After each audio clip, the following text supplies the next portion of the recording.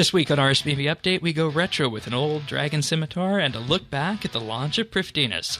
It's hard to believe, but Prifddinas arrived 8 years ago in RuneScape this month. We look at how it's aged and why it's a hallmark of RuneScape design.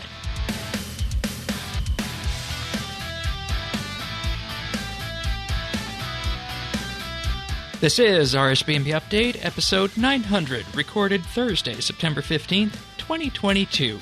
Prif and present.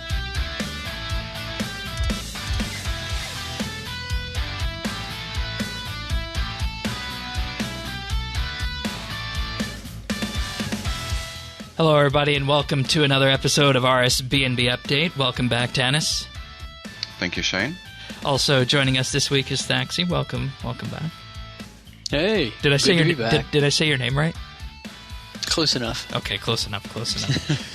Alrighty, folks. This week is going to be another quiet week here at RSBANDB Update, but nonetheless, we do have content that we've been working on for the last about 10 days or so to produce and deliver to you guys. This one's going to be a fun one.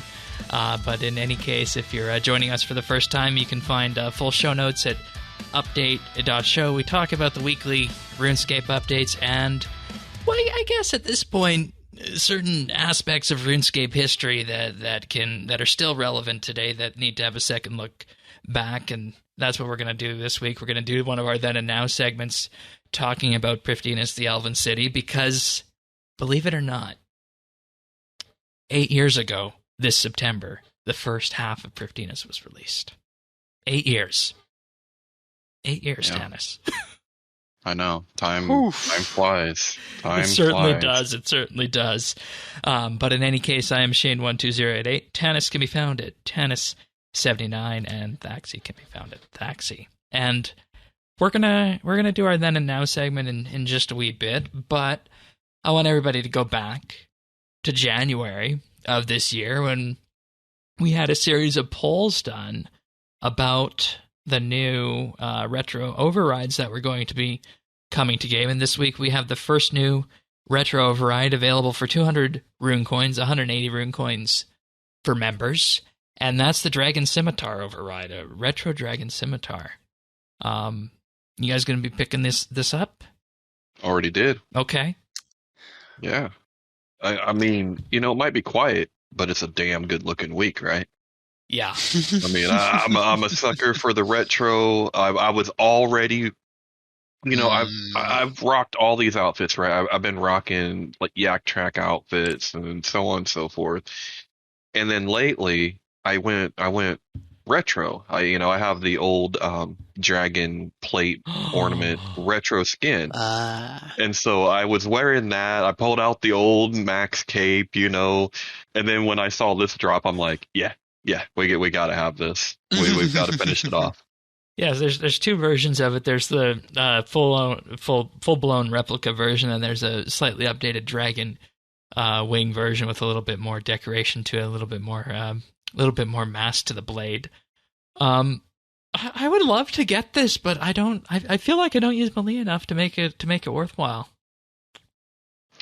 Well, I mean, if certain skills, like I'm mining and I have my scimitar out, right? But then when you hit the rock, but when you hit the rock, the pickaxe appears again. Well, but you still use it. You're still on.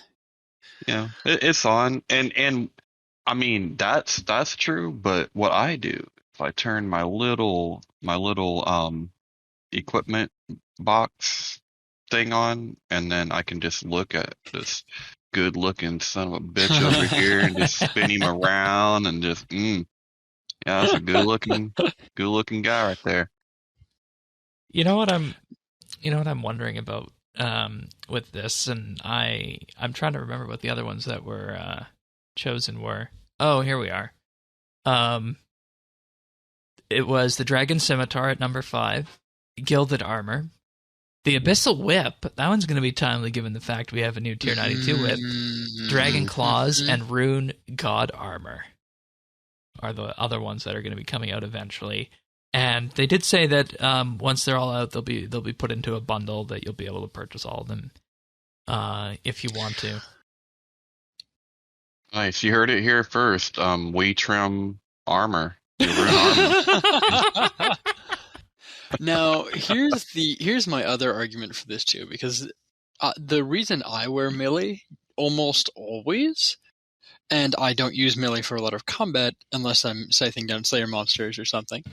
One-handed melee and two-handed melee, I almost always have on for any kind of skilling, because bladed dive is just nuts, and I'm one of those Dumbo humans who like wants to bladed dive anywhere. So I have my Y's 4 and my Y's 4 on one hand, and bladed dive or mobile on the other, right? And so I'm like for divination, for agility, for like a lot of these kind of skills, rune crafting, you'll have things out. So that's like, even if I'm not going to use it for a lot of combat necessarily. You've made a compelling case. But, again, with that said, like, I probably will also not be picking this up because I have a lot of one-handers that I do really like. Yeah, and I mean, my personal vote was for the Dragon Longsword. That one unfortunately did not win. So that would have been an instant for me. But I mean, I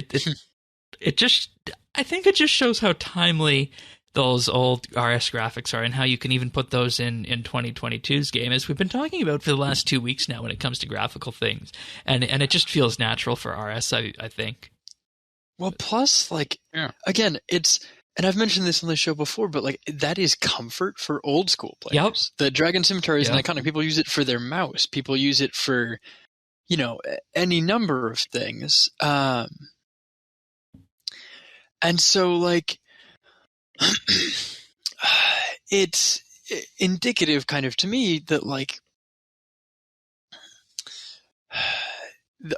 the game is being comfortable and trying to be inviting to people who are familiar to the game from before, right? Like, this is a very timely release for Fresh Start Worlds, right? Like they were saying, like, corporate told the devs, you have to have bonds and rune coins in Fresh Start Worlds so that people can buy their cosmetics. They didn't care about the, membership stuff as much, which, give or take my opinion. We got a solution for. We do. And that's the thing, though, is that, like, people were complaining about bonds not being there. They were saying, well, the argument is people have to have bonds to have their cosmetics. And, like, I have a feeling that they will make some money. And again, I am personally a fan of Jagex making money. That works in my favor. That they will make some money off of Fresh Start Worlds. People coming back and saying, oh, yeah, I want to play with the Dragon Scimitar again, right? Like, even if that Dragon Scimitar is overriding a bronze dagger for level 3. That's actually a really good call on that when you put it in that Somebody perspective. Somebody spending $10 to, like, I want my character to look this way. Because we all know how important Fashionscape is. So yes, it's getting the loyalty points to buy, the replica things from getting Premier Club for the month. Like, it's stuff like that people are going to be like, oh, on Fresh Start Worlds, I think. And something that I want to, bring up here is how many games are out there that have a history like RuneScape does, and especially here with RS3, you can have the most modern, particled out outfit, sparkly, and next to it you can have a look from 14, 15 years ago. Yeah. And it doesn't look out of place. They both look natural. They both look like they fit, and they both are respected in their own ways. Like, there's not a lot that you could say different but not bad. Yeah, and exactly. And with this, I really want to see what they do for the Gilded Armor and the Rune God Armor in that case, in terms of making that from 2004 era fit into modern RS3. That's going to be an interesting thing that happens there too. And as we've been talking about, as we mentioned in the last 2 weeks, graphics team, both when it comes to items, character, and environment, they've been hitting it out of the park for like the past 2+ years now. So thumbs up. I mean, I'm picturing like reasonable like lighting effects and shadows and things on the old chunky armors, right? Like actually being able to see some definition in that, because a lot of the times they were fairly flat chromatic, right? In older RuneScape lighting, they're going to be, with our new lighting stuff, they're going to be lit from different directions much better. And so you could have just stopped and said they're going to be lit. I mean, that's the hope. All right. What? Nothing. Carry on. Oh, is it too late to use the term lit, or is that many years past? I don't know. Are the kids still saying it? Lost me. I don't know. Oh, Lord. All right. We need to... Time for patch notes. Before Time we for date patch ourselves notes. too much. Yeah. All right. Only a handful of patch notes this week. Relatively small. Not as big as the previous week, focusing in on the wilderness. Brawling gloves previously were not giving charge if you got them from the Wilderness Slayer chest. That's been fixed. Womp womp. Spirit Realm portal located in the castle ruins in the deep wilderness is now visible.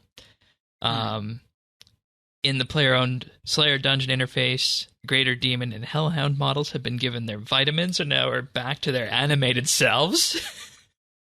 I want to interject for a second on that portal in the wilderness, because if anybody is not aware, you can teleport out of the Spirit Realm, but I actually don't know if you can teleport out of Deep Wilderness since the changes. I haven't actually tried. I didn't even think about that.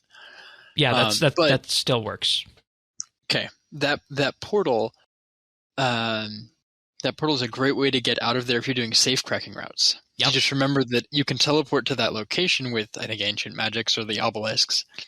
You can teleport out using that portal as a way to get out of the wilderness, air quotes. Which is so weird, because nice of them to make that visible and less of a hidden, like, hey, by the way, you can do this. Because on Wilderness Launch Week, I actually used that portal, so it must have disappeared after that.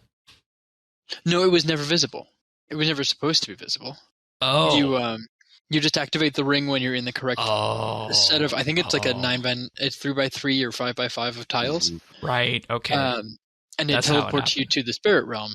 And like, if you know that that's there behind the castle, that's cool, but it's an invisible, not unmarked portal that was discovered, right, by the community when we were hunting for the extra rewards from Summer's End. Okay. That makes a whole lot more sense now. Reduce the amount of fog across the wilderness to improve visibility. Good. Yeah, I'm a fan. Devotion now works against Abyssal Lords. That's it good. didn't before? It didn't before. Apparently not. Ouch. How did I not know that? So would that mean of those things I killed? So would that mean then with this that if you kill one of the tendrils, then that you could use that to extend your devotion? Oh, I wonder. I guess maybe that's what that means, that it wasn't working, because I thought it blocked the damage, but it might have not extended off those tentacles. Yeah, or maybe they bugged it recently and just refixed it. I don't know, but cool. Good that it's working either way now. Thank you Could again. Go and test it. Thank you again, Tannis, for your sacrifice last week. I just wish it had been more worthy. But you know what I'm going to do now? Because they irritated me, so I'm going to go capture them in my little jar, and they're going to my dungeon, and I'm going to kill them at my leisure going forward. Yeah, they're an interesting Slayer task. Oh, Lord. My best way of doing them was with animate dead tank armor and the magic cannon. That's by far the easiest route you're going to have with that. Oh, I just so happen to have animate dead and crypt bloom, and I'm thinking Legacy? Maybe, but I hear a lot about this fractured staff thing. Oh God. And Tennis has the power of the gods. I just so happen to have about here in about an hour or two, I will have another 30k Elder Rune bars to play with. Well, I have to turn them into bars. I have the ore. Oh my God. Yeah. So, yeah, Tennis, you gotta let us know on this show. Right? You gotta let us know when you take over and go and spend that 120,000 gold. When you become 120,000 gold poor, you let us know. Because, woo! Telekinetic grab will now correctly pick up clue scrolls.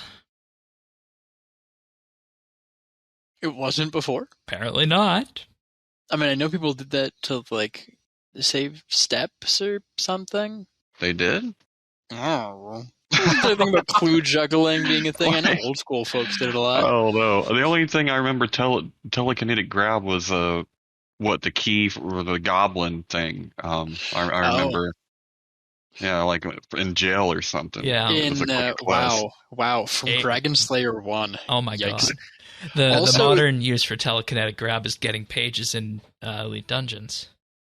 Well, also, like there's that gold bar in the Varrock Bank, and then people used to telekinetic grab their untrimmed skill capes, right, to keep them untrimmed. If I remember correctly, how that was done. Sore spot. I don't know if that's honestly been fixed, or if that's bug abuse we don't tell people about, or if that's just an accepted feature. I don't know. I didn't even know about it. Darn it. Yeah, if you had an untrimmed skill cape, you could drop it, get your 99, and then telekinetic grab it, and it would stay untrimmed. And I believe they fixed that a number of years ago. Still works in old school, though. Wow. Resources in Big Game Hunter will now appear on the map as rare resources. Okay.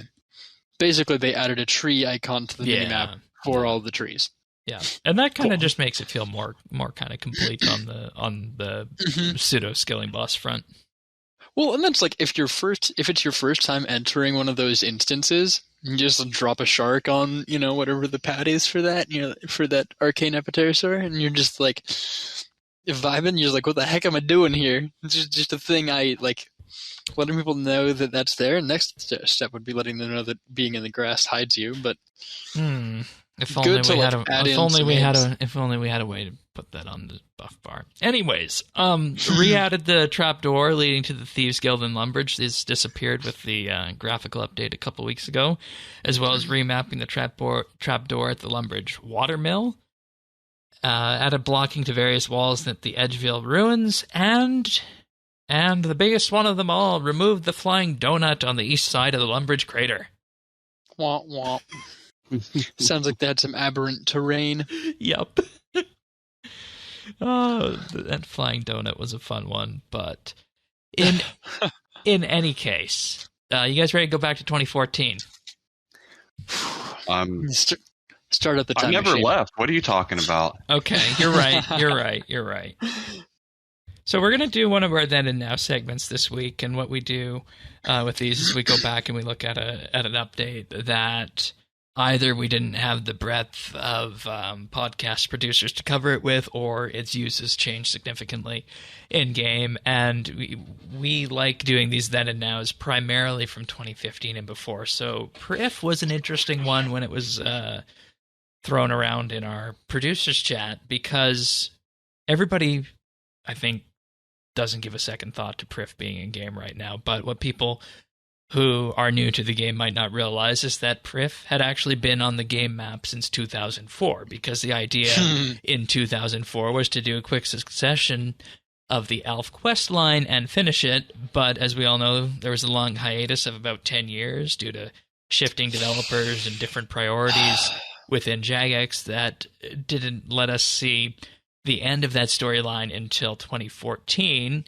when the finale to that storyline was pulled up against Invention at the start of the year. So in August 2014, we had Plague's End, and then a month later, in September, the first half of Prif was released, with the second half following in November. And this was, as you said, Tanis, one of Jagex's first forays into batched content.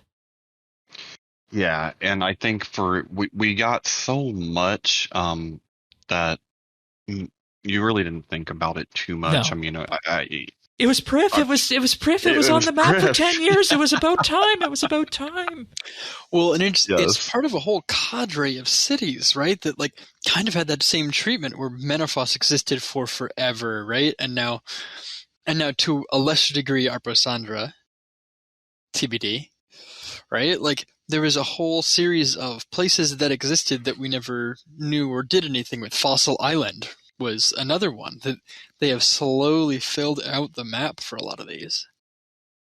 And I thank you for mentioning those, because there's interesting parallels between all of these, and we're going to talk about how all of these landed at the end. And we're going to do our typical then and now treatment, where we talk about how the content was on release, a bit of a content overview, if you will. We're going to then talk about what's changed with the content, and then we're going to talk about what's being used now and versus what's being used on release, and how might that use have changed over time, where applicable. And I think one of the things that you and I, Tanis, we always talk about on the podcast is the amount of polls that were done in that era, in particular because Prif was built at the height of the player power era and actually beat out Invention by 10% on the first poll of 2014. I know Alarming. You and I were around for that, and we both have many times put our thoughts out on polls before. But going back to this poll, what were you thinking back then? Well, complete disclosure here. Prif is my favorite RuneScape update of all time. I don't think it'll ever be topped. And I actually feel like this was one time that democracy worked when it comes to the polls. Because this might be the one and only time that my vote actually counted and I got what I wanted. All right.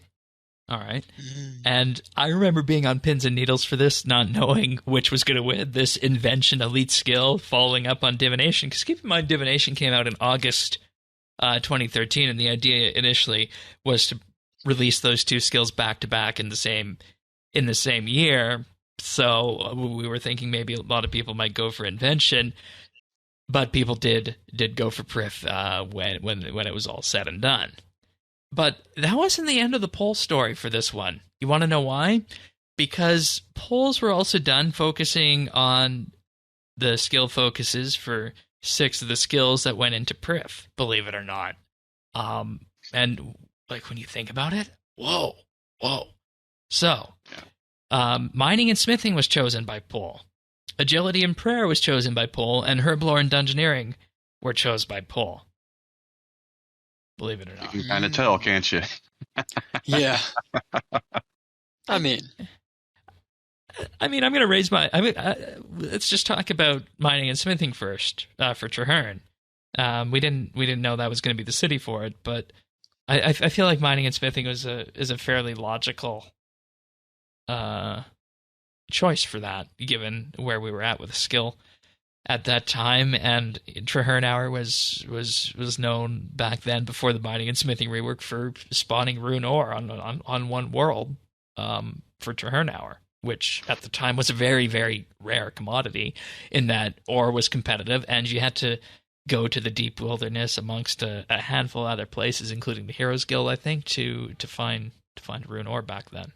So yes, and it brought a number of places, but it brought the prototype for what we have with non-competitive mining with the Saren stones. And this was one that I think, and I think this is one that worked thematically.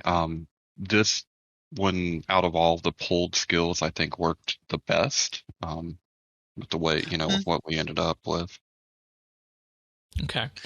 Yeah, I mean, when you look at Prif, these things are all, I'm going to say, kind of from our, then in that perspective, right? These skills, for all the pulled skills, are still things that get used to, varying degrees, but, you can still go. It's still decent XP to go and mine Saren stones, right? The Tra Hour is still the best, source of highest level ores, right? If you can find ores that are harmonized next to each other. And man, we attended Tra Hours. Those were always an adventure. I'm gonna be the first to say here, I never actually hunted them out. I never hunted them, but showing up, the discussion that was held. You just get a lot of people together, and there were some trolls that attended Tra Hour. Oh, I see. A little wild sometimes. And all of my friends, they never missed a Tron Hour. Right. It was just good money. It was just good money. It was too good of money. And even now, especially before some of the quality of life updates were made to the new and improved smithing skill, corrupted ore was one of it. It's one of the ways you can do continuous smithing when, for a while when we couldn't do that. Oh, I should have been doing that instead of my protein bars with the most recent Yak Track task I was doing. Yeah, and it's and the upper echelons of XP. Okay. Yeah.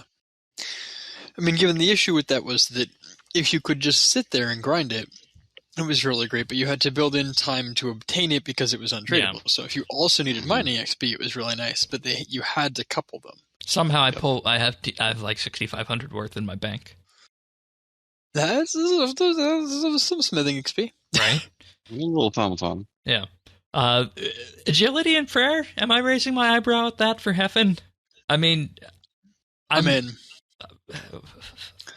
I'm trying to put my brain into what the community would have been thinking for this one, because the community at the time was thinking agility sucks to train. Yes. Give us a better way to train agility, and they did. And they were thinking prayer is so much running. Like, no matter how we do it, we're running. And so it's not AFK-able, yeah. Yeah, so both of those they were the low intensity training methods, and the agility at the time was the best XP per hour as well. Well, relatively low intensity, because you can't say that you have a non-clickable agility training method that you can do 100% flat out. You can do it for a bit on the Heffen posts.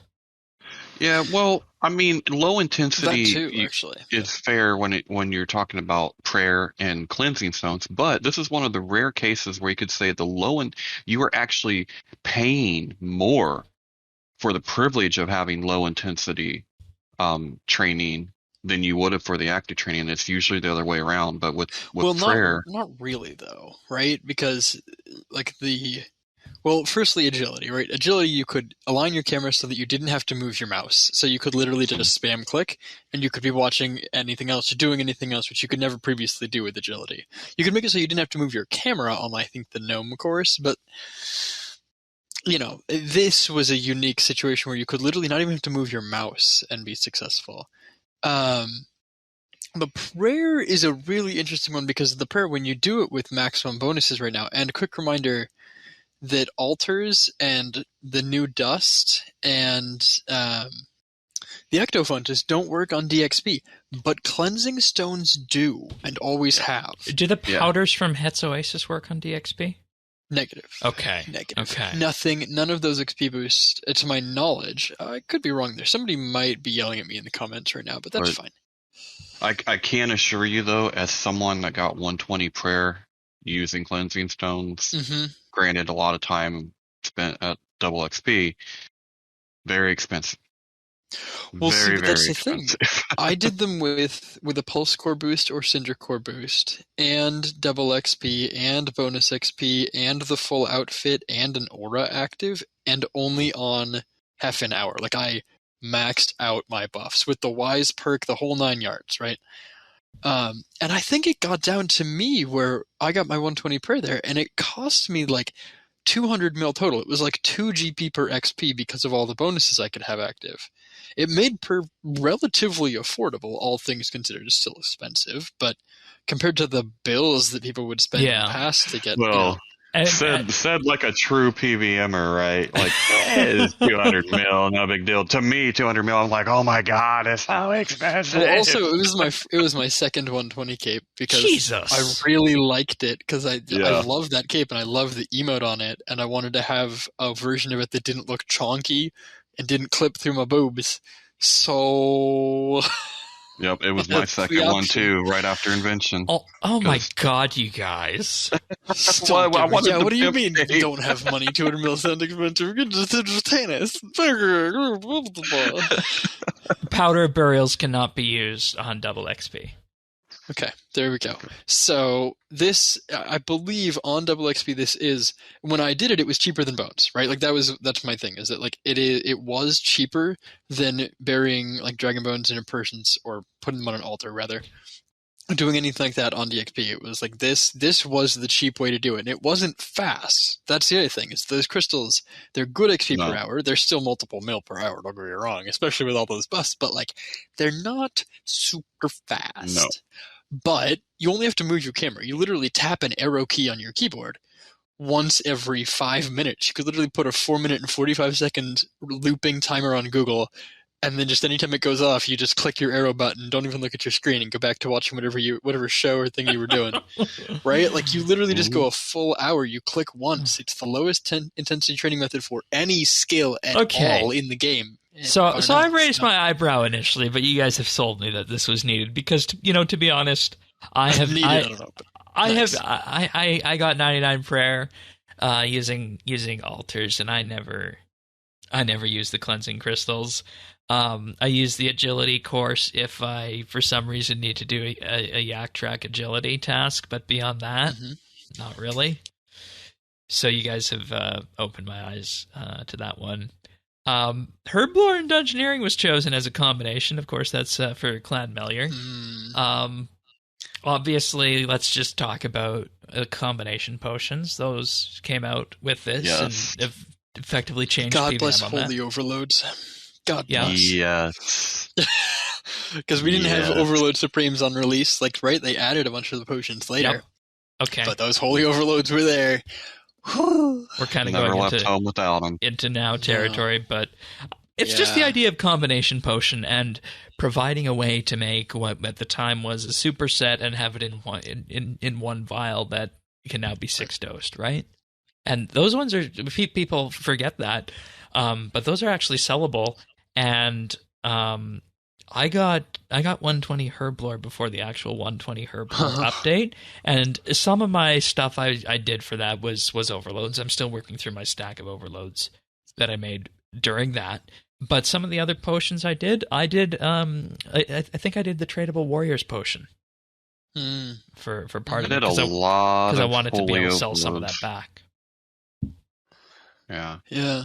The nice thing, and I think we have to mention this too, is we didn't have a lot back in those times where things were playing off of each other.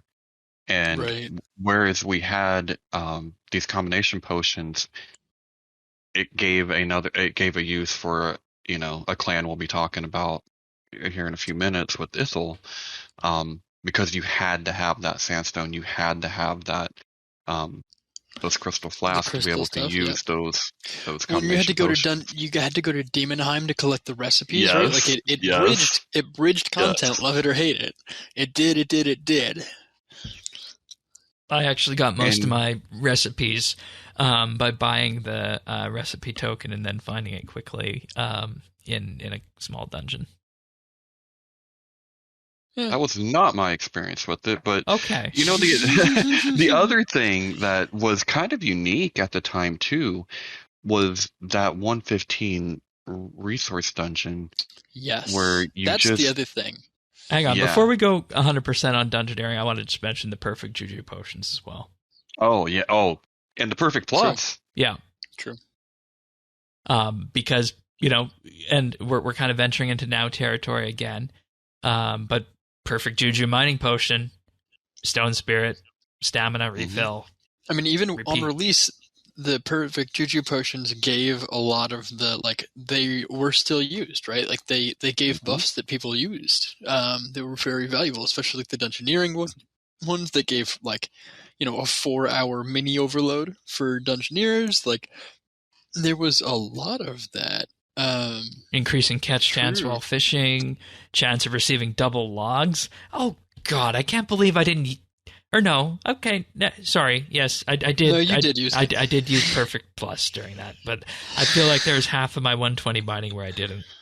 The half I did before Croesus came out. Yeah. Anyways, Motherlode Maw and the 2 sinkholes, or dungeoneering resource dungeons rather. Yeah, and that's the interesting one to me is that they build this as the dungeoneering group, and they tied the resources. But the thing about it was that it was tied to high-level dungeoneering specifically. Now, a lot of the stuff in Prif was specifically you had to have 75 or above to be able to access the skilling method. But these dungeoneering levels were one of them, let's be honest, is a hunter dungeon that gives you a card for dungeoneering, right? And they added a bloodwood tree into it, and that's lovely, but it's impling. It's an impling dungeon. And then the other one that's the Edimu is Slayer and the maxing and comping grind with the Motherlode Maw, which good rewards for having dungeoneering levels, but 95 and 115. Not necessarily dungeoneering content. Yeah, and you know, going back, I think one of my biggest things at the time, because Dungeoneering would have been 4 years old or so when this came out, is that I was hoping for a different way of training Dungeoneering. And that's what we got with. That's the thing, is that we got a new agility course, we got a new prayer training method, we got a new mining AFK method and smithing. We got almost everything in Prif is easier access to an existing or a new, fully new skilling method. And we'll talk about some others, I think, that are the exception to this too. But Dungeoneering really seems to me to have been, it's one of the 16 core skills for Prif, but it seems like it was or 18 if you count all the melees. But it seems like it was kind of skipped over in terms of an actual training method. Well, and again, I'm not asking them to make a whole new training method for Dungeon, because that's an adventure. Well, and I think that was the limitation, right? Because Dungeoneering is such this self-contained mini game that I don't know if we were ready for Elite Dungeons yet. No. But even, I mean, look how long it took to get that, which is basically the only alternative. Hey, Dungeoneering don't short my shifting tombs that much. Come on now, they tried. We'll get. Then and now on Menaphos is a future problem. We'll get there. Oh boy. We did do a Menaphos retrospective this summer, but we didn't give it the full then and now treatment, I don't think. We'll have to go back on that maybe at some point. Yeah, we'll go back and take a listen to it and maybe give an update to our update. But and I didn't feel like we had to, because I mean we had all the smart people on the podcast at the time. I have a strong feeling that in our discussion of our exciting Fresh Start Worlds coming up, we will have some discussion about people's time. We will have a new appreciation. Yes, having actually played through it on medium level accounts, right? Yeah. Where it's intended for, and not 99 accounts who are just there to try to get quest progress and collections. Anyways, that's a future problem. Yeah. So, you know what we're discussing here? And we need to, there's two things. You know, there's significant consultation in the community around these polled skills and just in general the design of Prif. There were design documents put out that were actually formatted as things that could be printed as actual books. There were Google Docs on some of the actual training methods and such. And this was spearheaded by Maud Osborne. And Maud Elfborn, excuse me. Maud Elfborn. And, you know, there we go. I remember when he departed Jagex, we put out a nibble talking about his contributions, and we put Prif as one of the biggest ones out there on that. Unquestionably. And I feel like what we're talking about right now really just underscores Maud Osborne's work as a designer. It was brilliant. I mean, it was the high-level hub that it was supposed to be. It is the high-level hub. Yeah, I mean, it is. The test of time. Yes, absolutely. It was the meta for a lot of the skills at the time, and it was wrapped into this beautiful lore bow that I still love. It's still one of the best favorite stories. Oh, talking about quest requirements. But it was so worth it. I mean, the kick in the door, it was worth it. Kick in the door, wave the full pole. Walking, I don't know if you remember this, walking into Prif. Yes. And as you walk past each of the clan leaders, they give you a hey, welcome. They throw something up overhead. They say, this is it. And you get that opening, gotta make sure your roofs are on, cutscene, or you just get blue sky. But oh my gosh. It's so gorgeous. That cutscene of entering the city, and you're like, oh, shoot. We got to underscore how special that is. And, you know, it's still special today, but let's just go back to 2004 when we entered on that. And it just underscores what we had been waiting for so long on that. But... and you know we're venturing into now territory, which I think we can do. But before that, I want to thank our Patreon supporters for this week on the podcast. I'd like to thank Amos Reed, Andrew C., Arvids L., Bear Down, Beekeeper Steve, Big Huge Rat, Bryflex, Chunk the Monk, Psychol RS, Diana, Dominic F., Drama Free, Elo Matey, Flaws of Man, Free Milk, Jacob G., Jade Gizmo, Jason S., Jeebus, Jesse W., Ling01, Lucky Ducky, Mohan V., Nate the Great, Nick G., OTR Gamer, Parnassius, Renhawk, Ricky A., Samuel FL, Skiotan, Scott DS, Stubby, Tabby, The Naked Captain, Tom V., and Zant. Thank you, everybody, for your support. It truly means the world to us, and you can check us out on Patreon at patreon.com/RSBNB. And there, for starting as little as $1 a month, you'll gain access to our monthly bits, which are a bonus show that we put out. The one we did last week and put out was the skill tier list. Tanis, any teasers, thoughts you want to put out to the listeners to encourage them to listen to our skill tier list? Yeah, spoiler alert, Shane hates Slayer. I don't know if anyone knew that. Big surprise. Yeah. Yeah. I'm shaking my head audibly right now. We, for what it's worth, we had 3 S tier skills. I'm not going to say what they are, and 1 D tier skill. And listeners can use their imaginations of what might be S and D, but this would have been a different list if I was playing. Hey, you could have been there. You wanted to let someone else have a chance, though. So. I did. I've done a lot of them recently. But if a skill tier list in typical RSBNB update fashion sounds interesting to you, check us out at patreon.com/RSBNB. You get access to that one and 49 others for as little as $1 a month. And these aren't just your regular skill tier lists you find on the internet. We rated them to Sirion's patented rubric, talking about 3 different aspects of the skill, just like we did with the PVM side and just like we did with the daily side. So that was a good one. And once again, Patreon members vote on the monthly bid, and they chose this one with 100% of the vote. So it might sound like I'm overselling it, but I'm not.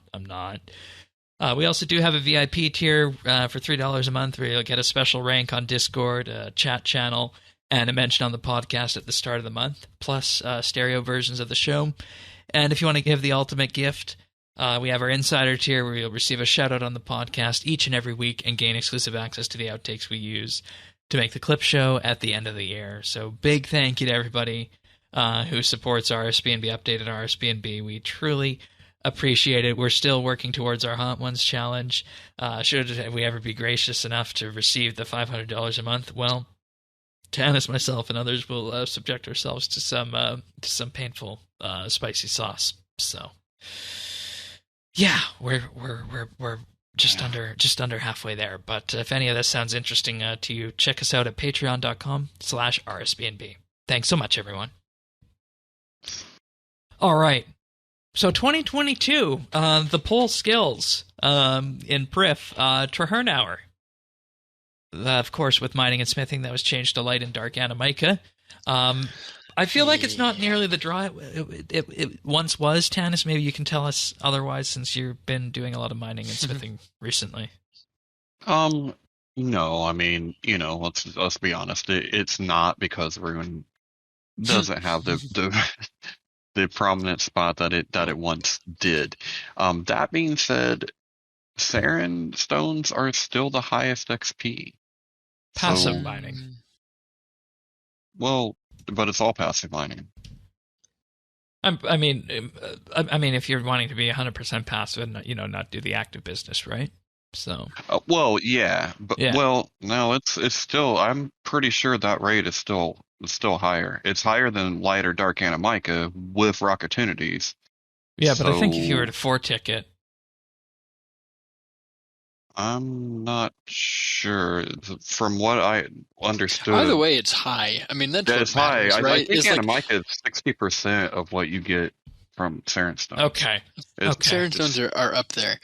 I mean, the drawback, of course, you don't get anything you can sell, and there is certainly value in Animica, and that's you're saying about Traw Hour. especially, is that you find those two Animica of the same type next to each other, and Tri-Hour can be incredibly profitable to you, and it will be that best kind of source of ore and an excellent source of experience. Something certainly worth doing, and they have kept it as a very viable way to gain money through the mining skill. It's probably one of the best ways to gain money through mining is that Tri-Hour. So they kept some of the essence of it and just drew out a lot of how purely profitable it was by making armor that requires every bar and not just one specific type of bar being highly valuable for alchemy purposes. So, right. Fine. Good. I want to talk about something in between then and now. Do you guys remember when the Prif Gemrocks briefly gave Onyx? Yes. The Iron Men certainly do. Yeah, that was a nice little gold rush. And it's so weird because at the time the conversation was let's not devalue Onyx, but after that every Elder God Wars boss and stuff that came out in the intervening period seemed to drop Onyx after that. So with the current price of Onyx, did they need to remove Onyx from the Prif Gemrocks, I wonder? I think the argument there is that obviously Onyx are used for PVMing. Their primary purpose is recharging jewelry used during PVMing. So, or Slayer or similar, and so they are dropped by things like it is that type of content. If more people do that content spits out more Onyx, and so it balances itself. Versus if you have them dropping from a skilling method. And we should be clear Which too can that be skilling AFK'd. method should provide skilling method should provide more things to promote combat. I strongly agree with that, right? Farming, herbs all coming from boss drops to make overloads, right? No. I get why they've done it because again, same reasoning, but you got to have a healthy balance, right? You right. can't have it all from Slayer, you can't have it all from PVM, you can't have it all from skilling.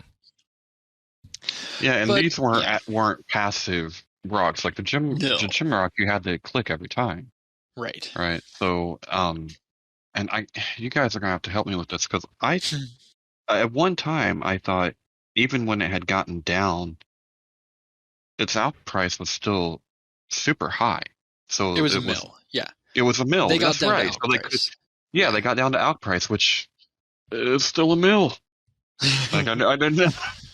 I wish it had stayed, but I mean they're still at ALC price currently. They're actually 10k gold below ALC price is the GE price right now, which is interesting. Yeah, money, I mean, I don't know if we needed to take them away. I mean, how much they can't go under ALC. I mean, the value that we got from taking them away is that it gave us a drop slot on boss drops to say, hey, this is a nice reward. This is a valuable reward you get from your boss. And then came Onyx Dust. Yes, well, then there's that too.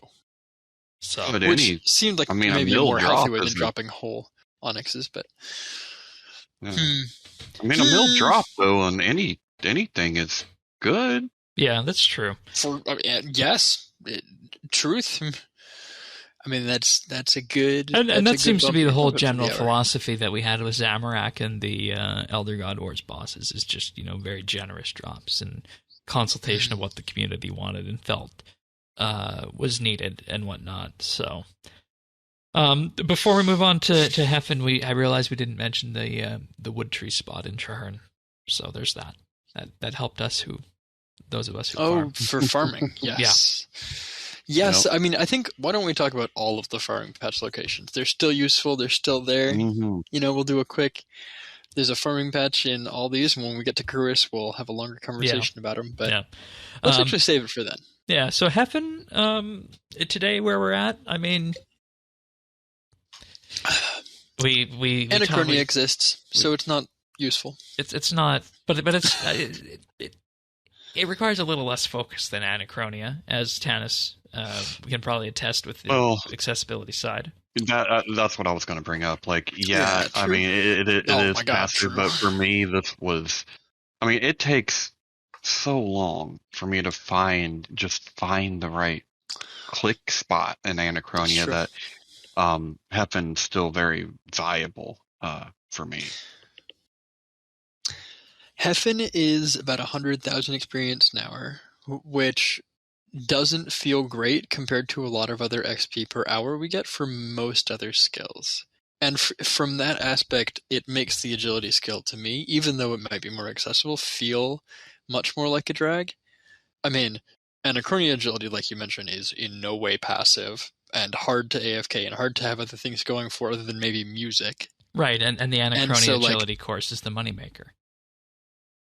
Which I didn't even think about that, too.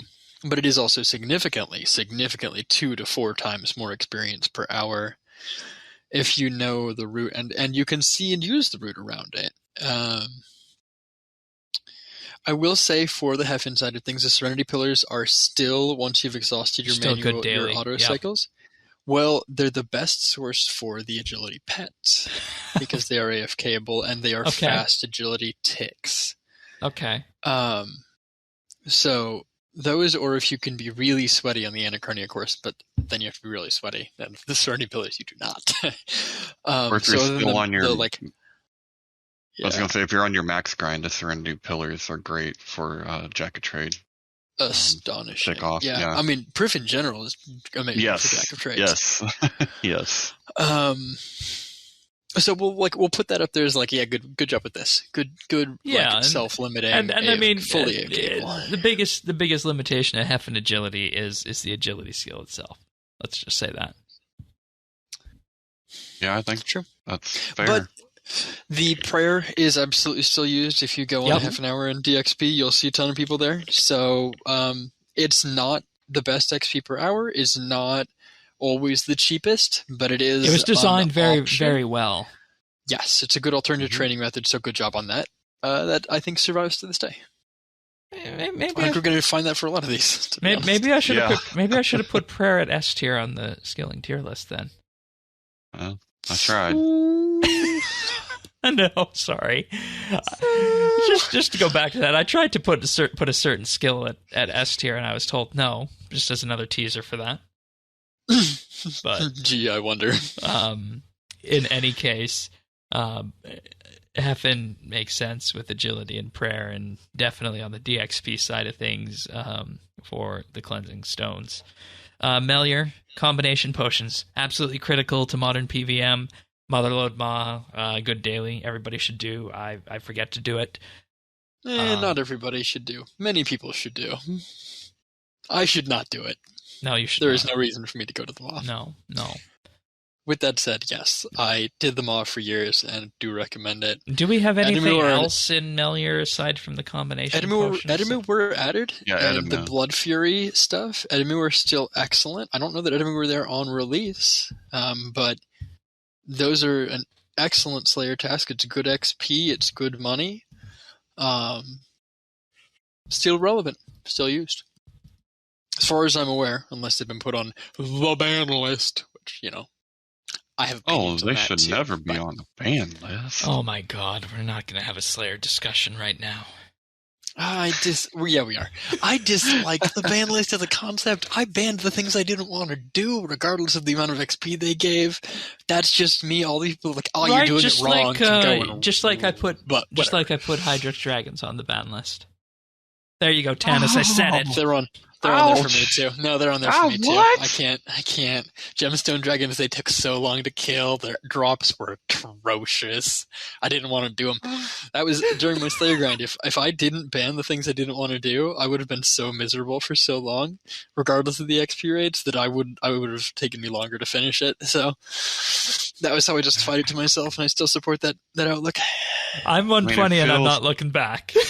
It feels blasphemous to me. Treasure Hunter was very kind to you. Right, then we get to the point where I need to talk about the fact that I don't have a complete Slayer helmet yet, and I don't have You have a complete Slayer helmet. You don't have a fully upgraded Slayer helmet. Correct. There is a difference. True. Good point. Don't undersell that one that hard. Either way. And I don't have all this stuff on the tool vault. Anyways. Edmure, we're fine. Miller's good. We can move on. Yeah. The fate of polls in open design. I feel like this is probably opening up Pandora's box here. No, Syrian's not here. It'll be fine. Poll and open design. I mean, we've talked about it before on the show. I'll do the liner for this, that sometimes what the community wants isn't healthy for the community, and the community is dumb. Sometimes that's true, and it's accurate. Yeah. The community has excellent ideas and should be used, but there's a time and a place.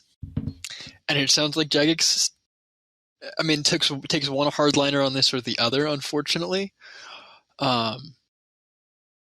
They've done a pretty good job more lately of including more community design and feedback and things into some of their content, taking community memes and making them reality. But by and large, going the direction they understand to be healthy for the game, given their knowledge of game design. And it seems to be working relatively well. So, how do we feel about this Tannis in the post-Warden era? We've seen it go back and forth, right? We saw this be the height, like you mentioned, and then we got away from it, and we saw what could happen with strong leadership and a strong idea, of how things should be, and that worked. I actually think Prif worked despite the polls, because you have to give Mod Osborne a lot of credit.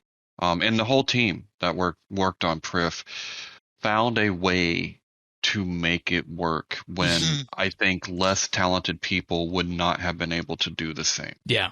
With the polls they were given. They were careful in presenting poll options to us as well, I think. I think that they had some ideation in advance of, like, we know how we're going to make this work if they decide to do this. And to be fair, we weren't polled on what the skilling methods what they would be. We were just polled on what skills would you like to see represented.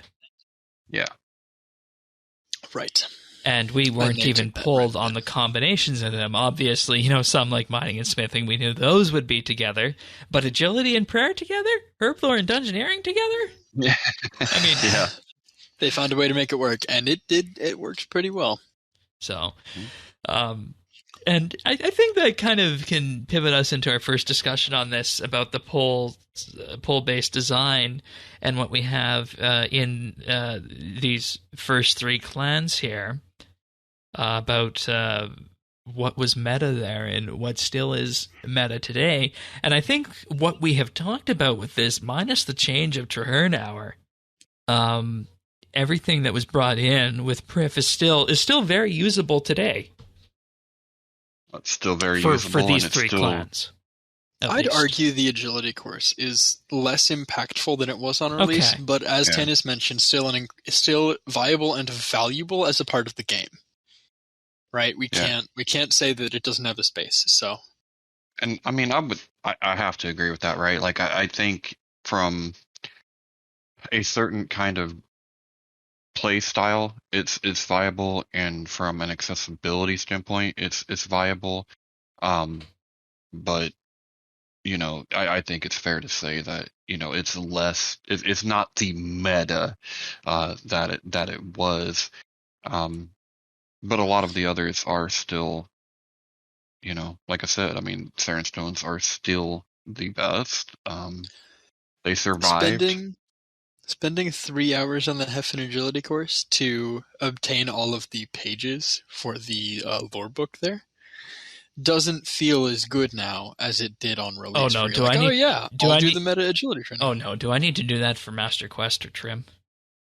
Let's move on.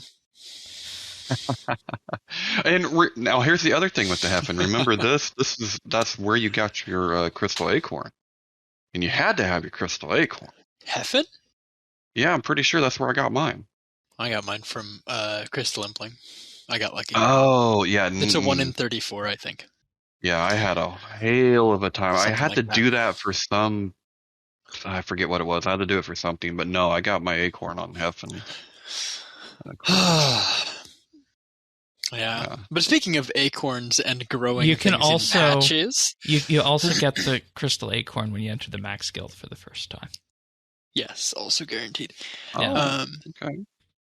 But speaking of the crystal tree patch and growing things in patches around Prifddinas, I think that's an excellent bridge into Cruis, yeah. our pole but non-pole based skills. Yeah, Cruis clan farming and woodcutting. Back then, you, Magic, and Ivy woodcutting plots, along with bush, herb, and elder tree patch in Cruis, and Elder, shiny. And in Traherne, of course, the regular wood tree spot. Yeah. Where So I'm one at. of each, pretty well. And the fruit other tree than spot, non-uniques. and the fruit In tree Melior. spot up in Melior too.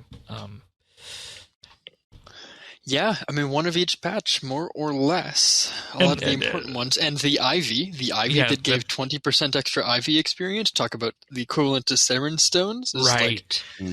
That was very solid, and I think honestly still might be very solid woodcutting experience per hour. It is. I think you're only outdone by Crystal geodes. by the crystal trees, and then beyond that, crystallizing Acadia Yes. So- So and The golden herb patch, bamboo, but though, that's right? limited, I so we mean- don't really talk about that much. well, I mean, Right, but Okay, but how herb much patch? did you love the extra herb patch, Shane? No, I loved Like it. that was that was like boom, like ooh, like right another next to herb easy patch? teleports and right next Yeah. to a bank chest, they were very kind. Yeah. That was the other thing, is that Prif was designed to be a very kind skilling place, right? They had banks everywhere. They had all these meta things so packed in together. And the other thing with Cruis too is the effectively unlimited magic and yew trees for when those logs were so good too. And the spirit tree access, and I mean, just they packed a lot of stuff. I'm resisting the urge to lead into now there, but we can leave, I think, Cruis there at the then side, because that's a good overview of exactly what it was, and we need to have a serious discussion about how useful that's going to be when we get to the then, or the now on this one rather. Clan Kadarn, focus around magic and ranged. Elf Slayer? Question mark. We were talking about this in pre-show, that Elf Slayer was an excellent task and still Okay. is. But I think, and we all mentioned this too, like the real value here is in a lot of the utility aspects, right? Max Yes. guild, but also like the book changer for Mhm. prayers and spells is still used, right? And also And the the jewelry the- charger. Yeah, the jewelry charger. I was going to say. Yeah, the fountain and so you didn't have to go to the heroes or the legends or the, all the different places that we used to go to charge our Okay, jewelry. so in effect, then we can call Kadarn a utility area. Then pretty much then with Plus max guild. utility plus max guild with the elf. And Slayer max guild task. skilling portals, which need to almost be mentioned separately because Oh, we're going to talk about the they max do, guild you don't have because to be that max, opens, but you got to be. because that opens Yeah. up a whole other discussion on that. Ireworth, Malian Slayer, Morvrin, top Yep. level Slayer master in game. Yep. I think I didn't find the Morvrin Slayer task list too bad. What did you think of it, Tannis? That was my favorite. That's how I got my 120. And Yep. honestly, I thought so. We had Rush of Blood before we had Shattered Worlds, and it was kind of like the first. What am I trying to say? Where it was mob after mob, wave based kind Mhm. of Slayer, which I enjoyed. Now, it always went too fast. I wish there hadn't been the time limit, which made it difficult for me. But I loved the concept, and I thought it was awesome. Yeah, that's fair. And there's a discussion we'll have about this on modern power creep regarding the Slayer challenge on when we get to the now section on this. There was also with this a crystal chest in the Ireworth area with slightly boosted reward tables for opening up crystal keys and such. Emphasis on slightly. Yeah, very slightly. People overstated how strong this was, I think, for a very long time. Yeah. But access to a crystal chest that is closer to a bank than the one in Taverley was at the time. Yeah. We'll leave that to now, but... Yeah, exactly. Ithel, crafting and construction, harmonic dust, brought us tier 70 crystal tools and weapons. Emphasis on the tools, specifically the hatchet. It's still the best hatchet in the game today. Yeah, but what it brought us was passive free crafting. And if you didn't mind just sitting there listening to beautiful music, well, hey, and I have to ask you, you know, on the whole vision side and whatnot with this, you can tell when it was time to retune and re-click with this just based on listening to it. Yep, absolutely. Yep. So spent way too much time sitting at those ARPs. Yep. and in all honesty, too, the other thing was that before Prif's release and after Prif's release, you saw a massive swing in the price of soft clay. Because when you would mine already watered clay during the hour there, and you could mine massive volumes of it, and it had the ceramics table to make urns. Like this area was designed with flasks and urns in mind. It is the production, it is crafting that is both thematic and functional. Very well done for this. And it gave you a new daily that you did that crystal sandstone like every day. Well, yeah. The only thing that is missing here, and this is, I think, the biggest thing that was, I'm going to say air quotes promised, air quotes suggested in design documents that really didn't ever make it into the city, was a workbench outside of the house. Now we've got portable workbenches, and so frankly, at this point, I almost want them to just stick a permanent portable workbench in the Ithel district and give it a plus 20% experience boost when Voss is active there. That's actually a good idea. Yeah, not at all. Like, it wouldn't be that hard to do. No, I don't think so. I mean, there was an argument against it, but now we have portable workbenches. So congratulations, you've played yourself. Gimme. Yeah. And then we're going to have another interesting discussion on the now side of this one, too, because I have some interesting ideas about what this is going to mean for mid-level people coming in, specifically with Fresh Start Worlds and such. I mean, Fresh Start Worlds, if anybody's getting to Prif in Fresh Start Worlds, they know what they're doing. Yeah. You're not going to be. There's going to be some people who do. Yeah, but I mean, are you mid-level to get into Prif? Like that, you're no longer. You have what to be. I would consider mid-level. Here's the deal with that, right? Is that in order to get into Prif, you only need like level 75 in, I think it's 15, 16 skills, plus a little higher in some, and like that's only about 1.5 million XP per skill. Now, some skills that's a really high volume because the early training methods are very slow. That's but the a lot thing. of skills that's not that much. Well, I looked at this while I was gaming out my plan for Fresh Start, and I haven't planned it. Yeah, good for you. It's not the skill level. It's the skill level with the particular skills that you're looking at. They're going to be they're very expensive and almost impossible to get that kind of ingredients in early on. Herb lore is going to be hard. Yeah, that's what I'm right there. Specifically, herb lore is going to be hard. Everything else, I think I can manage. There's enough stuff that has bone drops. There's enough stuff that, like, I'll have the combat levels easy. Herb lore is going to be hard. All right. Barring another Fresh Start diversion, let's move on to Amlot. Okay. Yes. Summoning and divination. It was a very close summoning obelisk to the bank, to the point where with Bladed Dive Surge, you can get there relatively quickly. Extra scrolls per pouch when you're making scrolls. And extra shards when you turn them back in. Beautiful. And that's the best part of Amlot, because we were racking our heads with this in production. Has anybody actually ever used the divination training method here as a divination training method, aside from getting the Slayer cores training method? Slayer. Aside from getting those the cores. Are not. If you want a pet, it's a nice pet. If you want some Slayer XP, it's nice Slayer XP. There's literally a reward for turning in the title, like the equivalent of like kill 1,000 elves, there's so many things that like these titles are like do 10 Dark Beast tasks. And for these guys, it's turn in 25 of those cores. I remember that. I remember that Get on my 25 comp grind. XP drops in divination. It is not a divination trading method. No. You get divination XP from it. There's a giant divination crater there. And I guess it kind of thematically it's very divvy, but right, and it kind of leans on Ironworth for Slayer then, I guess. So, which makes sense. They're right next to each other, kind of. All right, let's in the way, but let's talk about the now then on these, and let's just unwind it and actually go in reverse and start with the now on Amlod. Place to train summoning, no questions asked. I think.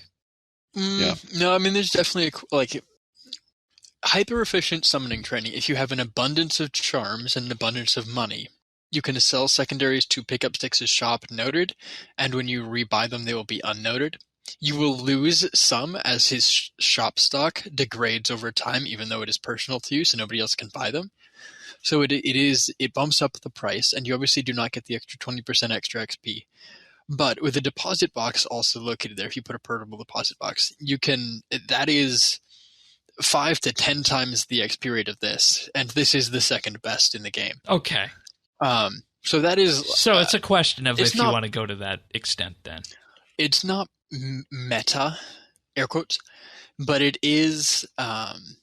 It is very good. It gives the best place to make scrolls, so stuff like Ripper scrolls, stuff like Meerkat scrolls, right, for the Cluers, is done here on the hour. And then if you're short on charms, right, if you're trying to push for 99 on a newer account, if you're trying to push for 120 and you don't have a ton of charms left over because you did Slayer really quickly because you did on DXP or during some event, or you haven't spent how many hundreds of hours at the Archclays are. Really good if you're limited on charms, getting the maximum XP per charm. So situationally, it's the best option. So Amlot still definitely has a good use then. Yeah, it has a place. It has as a method. I would say, it's still the meta for turning in your pouches if you're. Yes. Oh, if you're trying to get your shards back, absolutely, it's the only way to go. So. All right. Truth. Ithel, I think we go there for our flasks and getting harmonic dust for the tools. Or if you're leveling up, like Tana said, you still can do it if you want for relatively slow-ish crafting XP. If you're running planks to your house if you're not using Protean planks, if you're not using a butler. Good call. That's another one for that. The and it is better, like the crafting XP actually is much, much better. It has been buffed now compared to then. So it is better XP now than it was. It's also a very accessible housing agent for construction contracts. And like you're saying, great for harmonic dust. You still have to do harmonic dust to get those new tools. Mm-hmm. So that new tools or attuned weapons, any of that. It's the best source for crystal parts if you need them for invention. It's obviously the soft clay is still. That's the primary source of soft clay for the game, except for Crows. And I was going to say, anybody who is just getting into Prif and wants to make urns, this is where you do it. And given the amount of urns that are going to be needed, might be an interesting thing to focus on if you're just leveling up. You get extra urns if you do urns at a portable crafting station, so less meta than it used to be. Okay. And I think we rolled that in now, the meta discussion in terms of just discussing around this, what was meta, what was not. Yeah, of course. That's what is used. That's part of the how is it used now discussion. How is it used then? Portables changed a lot of this by giving us a lot of these same buffs. Literally, portable braziers gave when Prif came out. And this is, I'll dive into Kate on a little bit too, and that Max Guild fire and the fire in the Tower of Voices had special buffs on them that the portable brazier shared. That's something else. The portable brazier shares and has other things for it. Yes, indeed. Lordy. What just happened here? Don't worry about it. But yeah, no, so that's something else too, is that the portables have taken a lot of these kind of benefits and given them back to us in ways that don't necessarily require Prif to the same level. But Yeah, okay. And even so. without the buffs, the thing about the bonfire there was the bank chest, right? Like now with Yeah, the I mean, it's one portables, step. you It's can plop one or them two. anywhere, but It's one or then two steps away from the Yes. max build chest or the chest in the Tower of Voices. Right, and Yeah. that's where I do all my cooking. Yep, that's true too. Mhm. Well, yeah, I guess that's still the best place in it. I mean, other than, again, portable ranges, but... Yeah. But that's a different discussion entirely. Moving to Ironworth, once again, Morven's Slayer Challenge, still something that is I guess it's fun to do. It's become a lot easier over the years with some of the power creep that we have. I mean, the methods to complete it have become more obvious, but Steel Titan scroll spamming was still a thing on release. Yeah. I still used him in my 120 Slayer grind over absolutely. Laniakea. Really? I really Okay. Yeah. I honestly, when Laniakea came out, I preferred the Laniakea tasks. I actually did too, but when I was doing my 120 grind, I used him for a lot of it. Him, and to like a lesser degree, Kurdal, and actually Simona. If I was just really feeling chill and I just didn't wanna, I did a lot of Simona tasks. But Well, Simona was used. good for later Skipping. content, right? Well, for Yeah. Minifalth or Sophenheim. True. Sophenheim. True. Yeah. Forgot about that. That was when I used it. So, the thing with Morven's Slayer Challenge too is that it is a source of Ushabti. So if you don't have a lot of Slayer points because you've been using good call. Treasure Hunter or other things to Mhm. get your Slayer up, he does give those Ushabti. He also, Slayer VIP tickets drop out of his weekly as well. So if you are not doing Cabbage Face Punch Bonanza, which understandably is not You're a not. difficulty. You're not. Yes, that's true. That's another source of those, especially for like Iron Men and similar. I guess I'm assuming they can use them. Where you don't have to pay the traveling merchant and wait for them to show up on the traveling merchant, which would be the alternative too. So I mean, there's still rewards from the area that are worth completing for, and obviously titles and comp and all of that. So, and I feel like looking at the Laniakea task list and then the Mandrith task list that we got just recently, I feel like the Morven task list is also very traditional compared to those two. It's a very traditional Slayer task list. It's just a bunch of high-level monsters, yeah. As opposed to variety or cluster tasks or specifically demons or things. He's got a very standard, let's do a nice variety of Slayer stuff. So he's got a flavor that's his own and that is still used. So. Yeah, and we talked about the Kadarn district being the utility area with the elves for magic and ranged tasks and whatnot. We'll talk about the Max Guild later on that, but I still feel like the utility of the book swap and the prayer book swap is still there. I mean, obviously we have the magic book swap on the magic cape and whatnot, and spell book swap for one that we can use, but I still feel like this is a place that I go sometimes to swap prayer books and spell books in the off chance I need to, and I'm not at a bank. I'm just running. Oh yeah, that's where I go. Okay. Yeah, absolutely. I mean, yeah. Magic books less so. Now the Magic Cape has a perk, but on release, of course, all the time. And for prayers, which I swap prayers much less frequently, but there are still times where I need regular prayers to not reflect damage onto things. That's the option. So, yeah. Okay, dokie. Cruis, the one we have to talk about. Obviously, the farming patches are appreciated. That it came with this. Saved the farming one for last. But there's nothing in Cruis from the woodcutting side, I think, that... I mean, it's no longer the top XP. I mean, obviously, Elder if you're just tree. getting Elder, I mean, no, it's no longer the top, but no. I mean, if you're just getting it to Prif, the Ivy is going to be good still. But yes, I don't think it's, and I'm going to say I don't think it's fair necessarily to put Cruis in a bad light because this is a problem with woodcutting.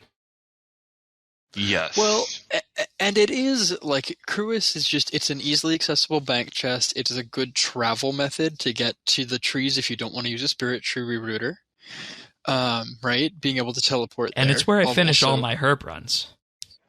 Of course, naturally, because that's And it's part of herbs my and elder berries and patient. Mhm. Always. because it's an easy teleport. So, I mean, it still has a use. I'm going to say that use is probably a little less than it was now Right, that we've got and spirit tree it's rooters, only now that and it's there's only other diminished because tree of the types, but the woodcutting side, I feel. Yeah. possibly. Although, how has woodcutting changed since it was released? Other It trees were hasn't. there on That's release, kind of the right? problem. Crystallized acacia, bamboo, Crystallized acacia and bamboo. Well, Yeah, that's yeah. fair. and crystal trees. Actually, that's very fair. Yeah. Crystal trees were there, though. Crystal trees existed on were? Prif's release. Were they not? I don't think so. I'll double check real quick. Yeah, we got to figure. Oh, they were. Crystal Trees came out October 2013 For Yeah. real? with Okay. Elder I Trees, an didn't know update that. called Treevolution. I'll Yeah. be damned.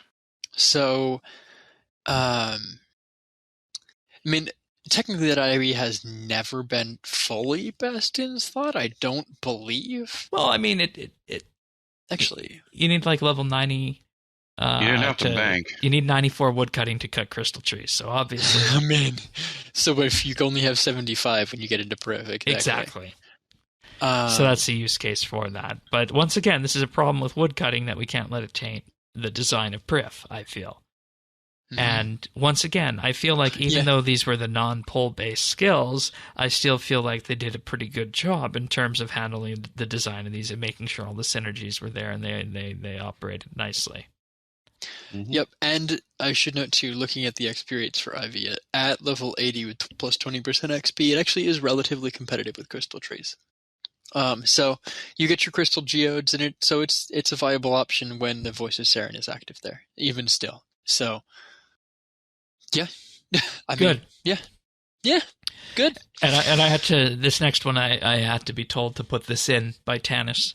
You wanted a section on waterfall fishing that doesn't have a then because it wasn't there. It just has a now. But you want to call this part of Prif, I don't call it part of Prif because it wasn't there. No, the then No, and now, that's it part of wasn't then and Prif. it is now. Yeah, it's definitely, if we're doing a retrospective, I'm with Dennis on this one. I mean, go for it, Dennis. You tell us about waterfall Okay, fishing, 'cause sell us on this. I hate the damn thing, but I love the damn thing. So you got to look at this and where it's at. So it wasn't there in the beginning. Now it is, but its high point was between it being introduced to the game and before deep sea fishing. Okay, like Well- it's still the best AFK traditional fishing. Ding. AFKable. That's the thing. yeah. You never have to bank. You can just stand Right. there until you get your pet. And you do get the bonus crystal urchins, which can really kind of, it's a nice little something at the end of it. But it is going to be the best next to doing whack-a-mole fishing. Yes, the fishing frenzy at the deep sea fishing hub. It's true. Yeah. So I got my 120 fishing, on waterfall fishing. We call it Pride Rock. I spent a lot of time up there. Fishvention brought me there Yes. for a long, long time. I got a lot of invention experience standing on top of that rock. Yep, me too. that's actually an interesting point now that you mention it, Fishvention. I did do fishing to get parts of my 120 invention, but I don't think When I did wanted to at the AFK waterfall. it, that's where I went. Yeah. Yeah. Okay. It's something to remember. And once again, for folks who listened to the podcast back in the day will know that the part of the reason I hated this thing is that it was the winner of a poll that where our greenhouse came in, or the greenhouse was an option at one point, and then the greenhouse never happened, and so on and so forth. That But was a it while wasn't. ago. But waterfall Greenhouse fishing got didn't replaced beat from Manor that. Farm, and that turned out well. Yeah. But that wasn't what beat the greenhouse. That was the aquarium. That was the aquarium. Waterfall fishing you hated because you didn't think it fit thematically. Right, and then But, and I mean, then The it was dungeoneering. the Oh, lore yeah. aspect of it as well. True. Yeah. True. And this raises this question was brought up by Sirion on this. in terms of, looking at what they do for updates, there's always a push to add new areas to the game, right? But with the waterfall fishing, what this is in effect adding to and revamping something rather than just adding a new area. Because they could have put the waterfall fishing anywhere else in the world, but instead they decided to put it in Prif. Again, Prif is the skilling hub, right? Like And it's when the you look at high-level high-level hub. skilling, when you look at skilling above level 80 and above level 75, whatever, Prif is where you go. If you want the method, there's a pretty good chance you're going to be living in, Prifscape, Elfscape was the meme for years because we never left, right? Yeah, like if you were working on max, and a lot of us were for a long time when the XP rates were lower, especially, like you lived in Prif. You did your mining in Prif. You did your wood cutting in Prif. You followed the voice of Saren. You followed the voice of Saren to different parts of the city for different things, and you would stay there for weeks and months to complete, air quotes, the city by getting all of your crystal tools done, by getting the skills done. The meta is you do them in Prif. You spend your agility levels there. Right? Like when the voice of Saren was active in those districts, you traveled. It gave you an excuse to take a break from one skill and go train another. Mm-hmm. It gave you the best in slot method for so many things. And so from that aspect, the waterfall does belong there. But of course, now the deep sea fishing hub has given us another relatively, medium to high level fishing option that is, of course, better. Right, and it underscores why it's important to ask the question, can this be added to anywhere else in game, or does this make sense anywhere in game, and then we can adjust the theme on it, rather than just adding it in a new area. It was nice of them to bundle it in with the other equivalent skilling methods, level-wise, right? And so they made it thematic to the elves. Take it or leave it. It was a great update, and it's still used, I think, in some situations. So it's good. So Tanis, this was your baby on this one. Anything else you want to add to it? No, I still think for me it's the most viable option in your 120 grind. Because let's face it, I'm not going to do whack-a-mole, and I don't know a lot of people that do. Yeah, that's true. It's so high effort. No shot am I going to train fishing like that. I don't make any money, and I spend a bunch of effort. Yeah, it's faster XP. All right, efficiency experts, go be assholes. Go do it. Yeah, no, I don't need it. Like I tried it a few times for just seeing what was capable and whatnot. And I was only able to keep it up for 4 or 5 minutes or so with that. So I've done a few hours of it. Okay. It becomes eventually you just get into a rhythm. You can do it while you're AFKing or listening to podcasts, listening to music, even watching some shows you don't have to pay very close attention to. But my favorite thing was watching in a nutshell. Watching the XP graph and making sure it would just keep bouncing up when you would need to click it and whatnot. So, but. All right.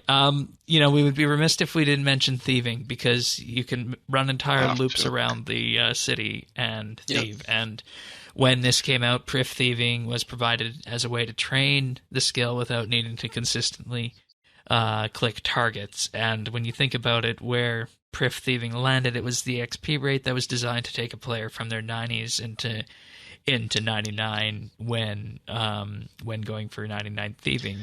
Because table competitive XP rates, sign me up. I'm in. Right, well, I got my thieving pet here. I got all of my thieving here, and a great cash cow on release too. Absolutely, I think it's important. It's important to mention, right?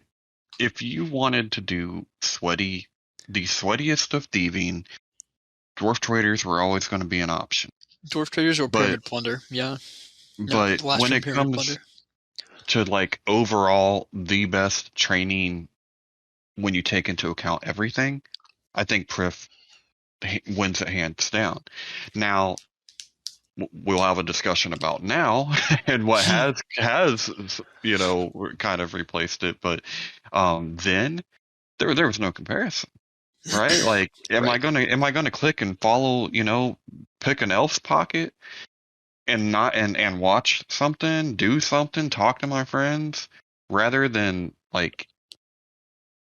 going crazy at dwarf traders? Yeah. That's definitely what I'm going to choose to do. And Pyramid Plunder it's a pain in the ass. No one really liked doing it. Like, I wanted those outfit pieces, but then they made them available at one of the Vic the Trader brothers. I'm like, thank you. I'm out. yeah, Bye. Peace. exactly. Elves for days, boys. Yeah, and like you said, Shane, it was good money. I mean, it was really good money. So, It's still and decent. then it's still decent with the supporters and everything. Yeah. With the thieving cape, it's gonna note all that stuff. Like you're, potions, it's good. Potions as well for Iron Men Yeah. and for people who want to, make extremes and whatnot. The base super potions are there too, from some of the clans. Dungeoneering tokens for those of us who are Dungeoneering challenged. Oh, and that's right. That's always good. And the blue dust for the anti-fire potions too. Mm-hmm. And Seren cleansing stones for the prayers. Like, I mean, yes. Yeah. There was a lot of valuable nonsense that dropped out of these. So yeah, but now we have safe cracking, and Prif is still very good for the AFK option, I think.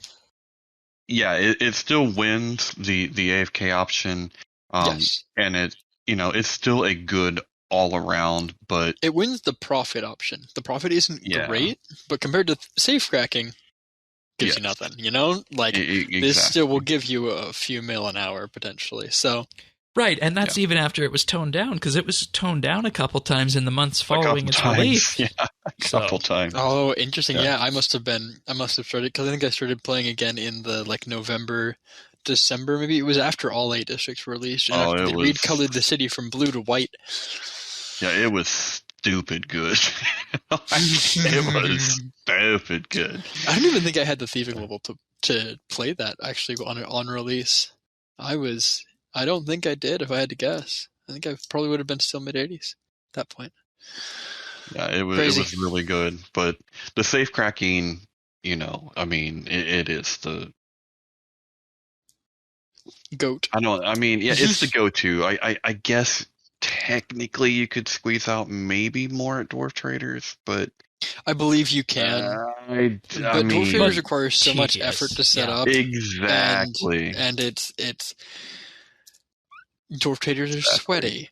Exactly. And I don't thieve to be sweaty. If I'm gonna be sweaty, I'm gonna go boss and make real money. Yeah. And then I'm an AFK at my elves.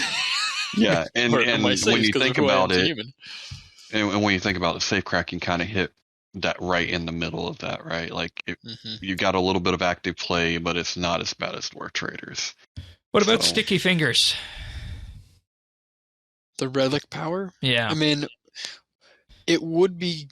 I think Sticky Fingers has an excellent place before 90. Every one of these methods we're talking about right now is a 90 plus method. Sticky Fingers is like, I need to steal a bunch of Phoenix feathers for anti-fire potions. It's Sticky Finger is a low level. Oh, I never thought about that for Phoenix feathers. Interesting. Yeah, you can. Yeah, it's really nice for those. Well, I mean, given the outfit also has the Sticky Fingers effect, right? So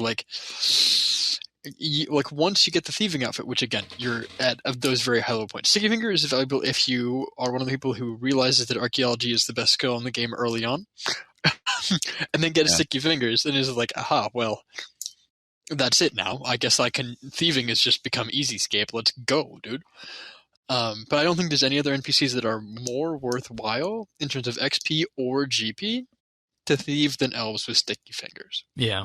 Okay. Now, is Sticky Fingers, I never really pursued that because I figured I had equivalent with legendary 5-finger discount. Well, Sticky Fingers is the you pick repeatedly, right? Yeah. That's what Sticky Fingers does. It allows you to pick repeatedly, and you get that, I believe, from the full completed 15-piece thieving outfit. If I'm not incorrect on that. Yeah, I was going to say, because it seems like I'm doing, I was always doing that anyway, but yeah. I believe you do. Okay. You get a similar effect at least. Yeah, that's true. Except I don't think it can go for as long. So. Right. I mean, again, I think regardless, there's just not an NPC that is...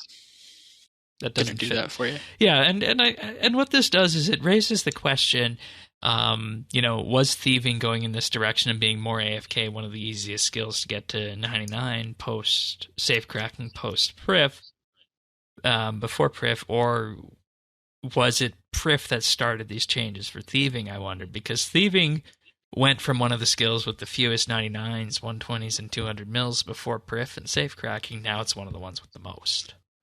I mean, again, you put that much profit and that much XP on the table, and you make it AFKable, and you'll have people getting 200 mil because why not? Why not? Why wouldn't you? You know, I think that's the argument. I think that is a valid argument to make, frankly. You know, I wish I was thinking about this when we did the tier list. I'm trying to remember where we rated thieving, Tannis. I'm not going to say for the. Okay, we rated it in a good spot in terms of this. So I'm happy with what we said on thieving and what we're talking about now. But, Indeed.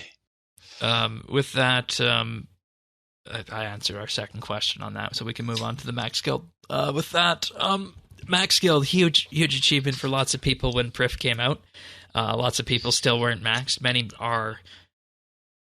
more are maxed now. I mean, very few people were maxed back then. It was an incredibly small part of the player population. And it was designed that has to be now changed significantly. Be that place where you show off. You had the banners, you had the throne if you earned comp, and remember even how rare that was if you got into. I mean, I think when they released, it was like, I want to say it was 0.2% of the player population was comped or trimmed at the time. I think it was comped. You couldn't sit in the throne. And then also, and I don't even know if they mentioned this, but the throne does have a special animation for if you sit in it while you are trimmed. It adds a bunch of extra animation and stuff around your character model and above your character to display that you are a trimmed completionist. Like, that throne is nutty. Also, the fact that when that throne came out, it restored your prayer and your summoning points. Like, people didn't realize that. But that throne is an altar and a summoning obelisk, right next to a teleport, infinite teleport. And then you kind of see where we're going in terms of how War's Retreat became needed and whatnot. And a GE and a boss portal, right, effectively all of the War's Retreat. Given War's Retreat requires you to boss before you can unlock those things, right? You have to have 500 boss kills or whatever to unlock the altar. You had the decanter. We lived in the max guild. I remember the thrill, but even before you could make it, I mean, walking through those doors was a big deal. But even before that, every undoing a banner, it was double fireworks. You got your 99 fireworks, and then the banner shot off more fireworks when you went over there after you collected your cape. And I need to be honest with you guys. That was part of 99 parties. Yeah. I need to be honest with you guys. I didn't start actually using the Max Guild religiously until I started PVMing. I mean, there's an argument too for like people being in the Max Guild. You often only see people in the Max Guild. It very much put you in a bubble. You know, much less so now with War's Retreat, but Max Guild used to be, you didn't have a reason to go anywhere else, and you used it so much that the Tower of Voices wasn't as necessary. And that's where all my friends were, right? Like that's where all my that's where all my friends were. We all were in the Max Guild. Yeah. So RuneScape's third Grand Exchange.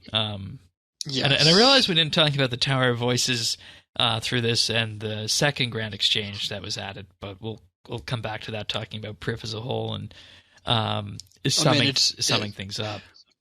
We mentioned the Crystal Tree. It's good farming XP. We mentioned the bonfire, good cooking and fire making spot with buffs, right? The constant bonfire buffs. That was new. I mean, but and now then the golden statue, which you also.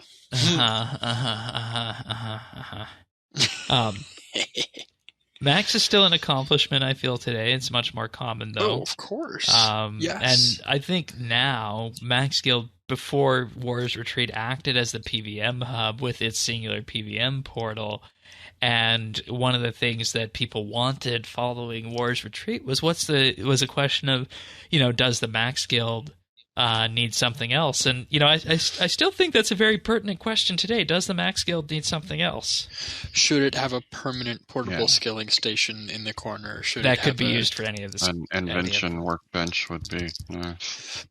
Invention workbench, construction, like any of those kind of workstations could potentially be good, just to like have something really close to a bank. But the other thing was, and I agree with the argument for this, is that you're locking the the thing that they said about the Max Guild that they disliked was that and the Max Cape, and they said this all during like the Cape rework, they disliked that it locked some content behind unrelated content. Right. It wasn't that you achieved 99 and then suddenly you had the best access to things, right? The Warriors Guild was you got into this and then you got access to this like combat training stuff, and that made sense. And the Max Guild, you maxed and you got all these perks, and I don't want the closest anvil in the game to a bank to be in the Max Guild. I don't want the closest, like, it almost irks me that the bonfire is there, and if braziers didn't exist and portable, if the portables didn't exist, I would actually probably still take issue with that bonfire in the Max Guild being there, because it locks cooking training method behind, 99 Slayer. Right, and all of these other things. And in many ways, that doesn't fit with what the game does presently, because with War's Retreat, with the Comp Cape update, there has been that decoupling of all these achievements from all of them together. Right. And the Max Guild is a relic from the era where those were all brought together in one big glob. And so the question is, what do you do with the Max Guild? I am all down for the Max Guild giving you bonuses, but if they're skill-specific bonuses, I feel like that's put those bonuses locked behind 99 in the appropriate guild. Right? Put the closest smithing anvil to a bank in the artisan's workshop. Put the closest and say this is the 99. You have to have a cape 10 to this area. Do the same thing with crafting in the crafting guild. Put a really close bank to a furnace or something, right? Like, I don't know. I think we have that for the most part, but what we got to keep in mind with Max Guild is the training that is there, the bonfire, for example. Mm-hmm. This isn't 99 training, right? Like, you have to be max to get there. This is 120 training. That's true. Which is, that's a different animal. For me, it's still super valuable because that's the Grand Exchange I use. Right. It's no, quick I mean, teleport. me too. It's that's the one the Grand Exchange I use. And it is a bonus to being maxed, and that seems like a fair bonus. You've completed all of your skilling, now you get a Grand Exchange that is, in essence, 3 squares? Like literally 1.2 seconds closer to a teleport location, right? Yeah. And you can teleport to that while in combat. Woo. As opposed to not being able to teleport to like a lodestone to the Tower of Voices if you're in combat. It's the congratulations, welcome to the next stage of the game. But so you guys then don't necessarily view it as a replacement central hub, because you're going to go to different hubs along your adventure. I mean, it is my hub. Okay. It is the place that I go to. Well, what do you use more? What would you use more than that or War's Retreat? I use War's Retreat only if I'm PVMing. If I'm needing to go to the Grand Exchange or just to use a bank, I teleport to Max. Yeah, and this isn't like. I'm sure no one else really does this, but I still use the combat portal in the Max. The combat portal in Max is a great Croesus portal, in my opinion, because you don't have to have adrenaline when you go through into Croesus. You don't have to have, I keep Croesus there, and occasionally God Wars 2 stuff if I just want an extra one. It's also a good portal if you haven't killed the boss yet, because you can portal to those ones. With that. And I'm not doing anything. I forgot about that. Super high level where I have to, got to have the adrenaline. I've got to have da.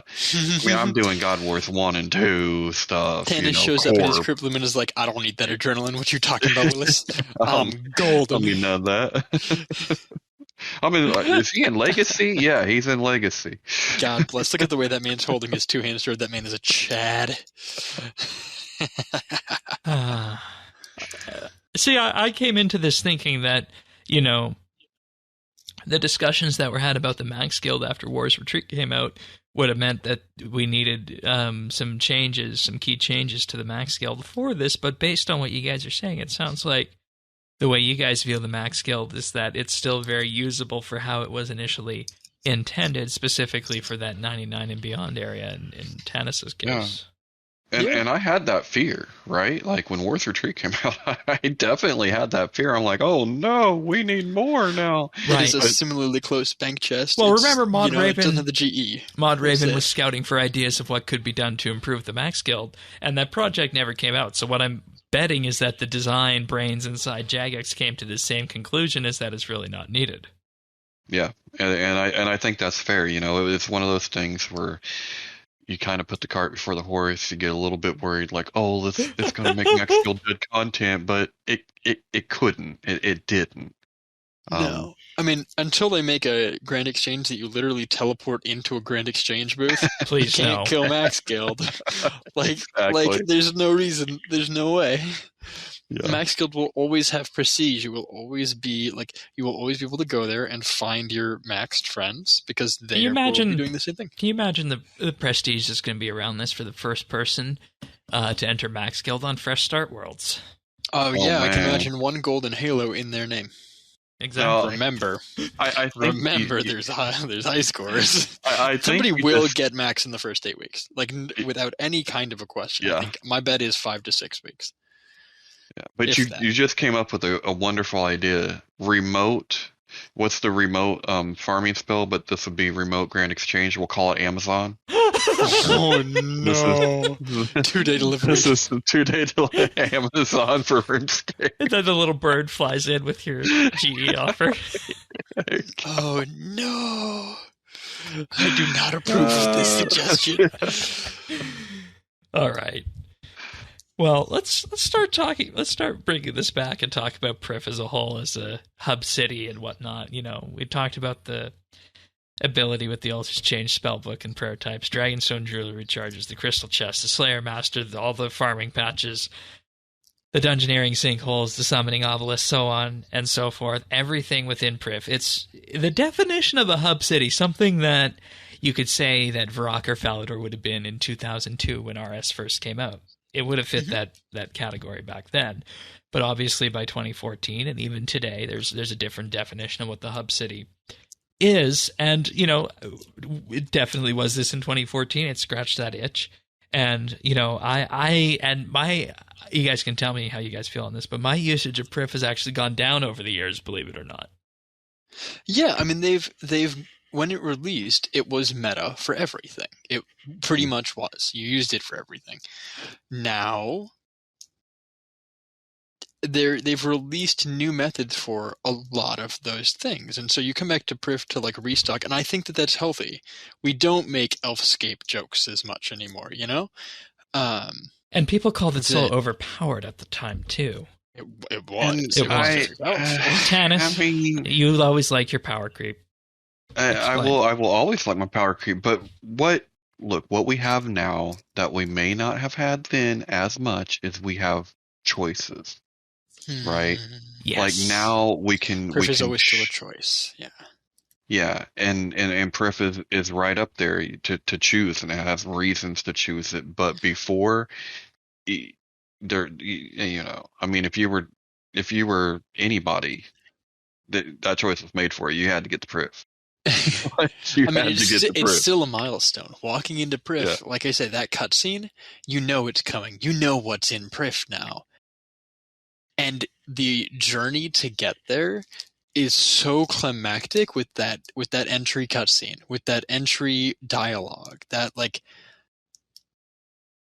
it feels like such an accomplishment to make it to Prif. It still does, and it unlocks so much. I mean, you can't undersell it. It's still amazing. It's still relevant. You remember that journey? Yeah, I mean, this raises another question with this.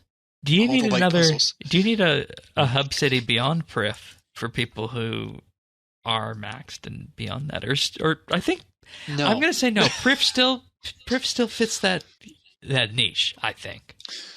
Prif is, I think, should be and is the highest, has generally speaking some of the highest training methods in the game, right? If you wanted another hub city, it would have to be in the Ark, right? That's probably where it would fit. Is the Prif would then be the level 70-80 hub city, and the level 90 to 95 hub city would be somewhere with the Ark content, because that's where a lot of those skilling methods are already located.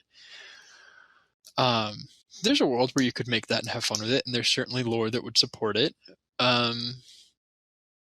But for right now, I don't think there's a reason to do that.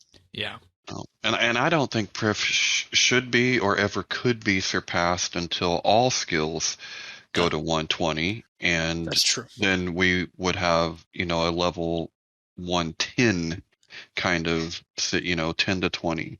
That could be crazy. That could city. actually be super cool. Right, and then at that point you're talking about an entirely different existence of what RuneScape is. And once again, this is this central conversation we've been having about what is the definition of RS3, right?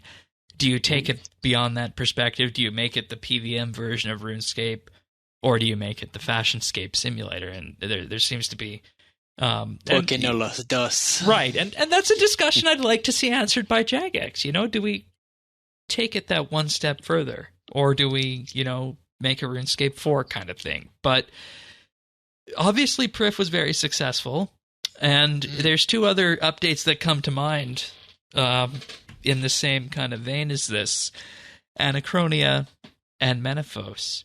And the question is, looking at these going back, how does Prif compare to Anachronia and Menaphos? Head and shoulders above. I mean, head and shoulders above for me. It's the prototype for what those updates should be and tried to be, right? Menaphos in particular was a very direct, we're going to put districts, we're going to put skilling methods that are new in each district, are aimed at a specific level of player. In that case, it was mid-level players. But the thematic for that, to me, is that RuneScape is your archetypical swords and dragons and high fantasy, like RPG, like elves. The elf city. Elves are always held in high fantasy, generally speaking, where they're not held to be gremlins. They're held to be the higher civilization, and reaching that is because it is so archetypical fantasy. To me, I think that made Prif, and the fact that it is that high level hub that everyone used, right? We've talked about before that the way the XP curve is done, that means that you get 2/3 of your XP when you're at the levels for Prif or higher, right? You do when you're on your way to maxing. That makes it a more important hub. That makes it, and they did such a good job with so many methods and so many things and the true volume of content. And they tried to mentor that on a smaller scale for a different tier of players with Menaphos and in a different style. And it would be the same argument to making something in, like the Ark of those islands, is that it doesn't have that fantasy archetype to it. Yeah, well, and even when you look at it does have so many parallels, and look at it this way, like how Menaphos was the city that we knew was there, but we never could enter, and it took forever to show up. Mm-hmm. But it didn't have that same emotional connection that Prifddinas did. Right? And that carried over. You walk in with a level 1 quest. You do. Yeah.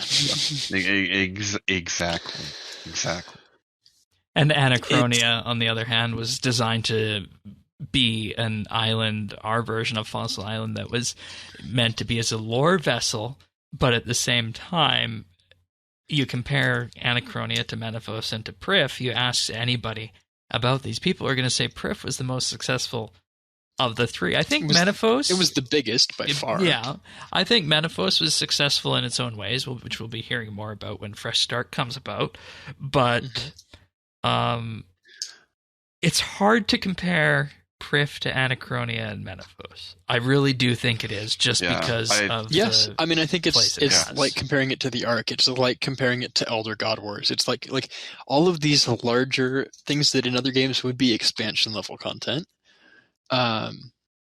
Because they all are. They're all entirely new zones. It would be the same thing as comparing it to the release of Mauritania, however you want to say it, right? Like that. When that came out, there were some new methods there. There were new Slayer monsters. There were new hubs. It was a new city, new region. New look, new vibe. Prif was just, of all the regions ever released to the game, I think most people would say, it was the king. It's the best. Yeah. They hit the nail on the head. So you guys would say then that the success has not been met by Anachronia and Menaphos then? No, the closest... They're beautiful and gorgeous, but they don't strike for me the same Timber.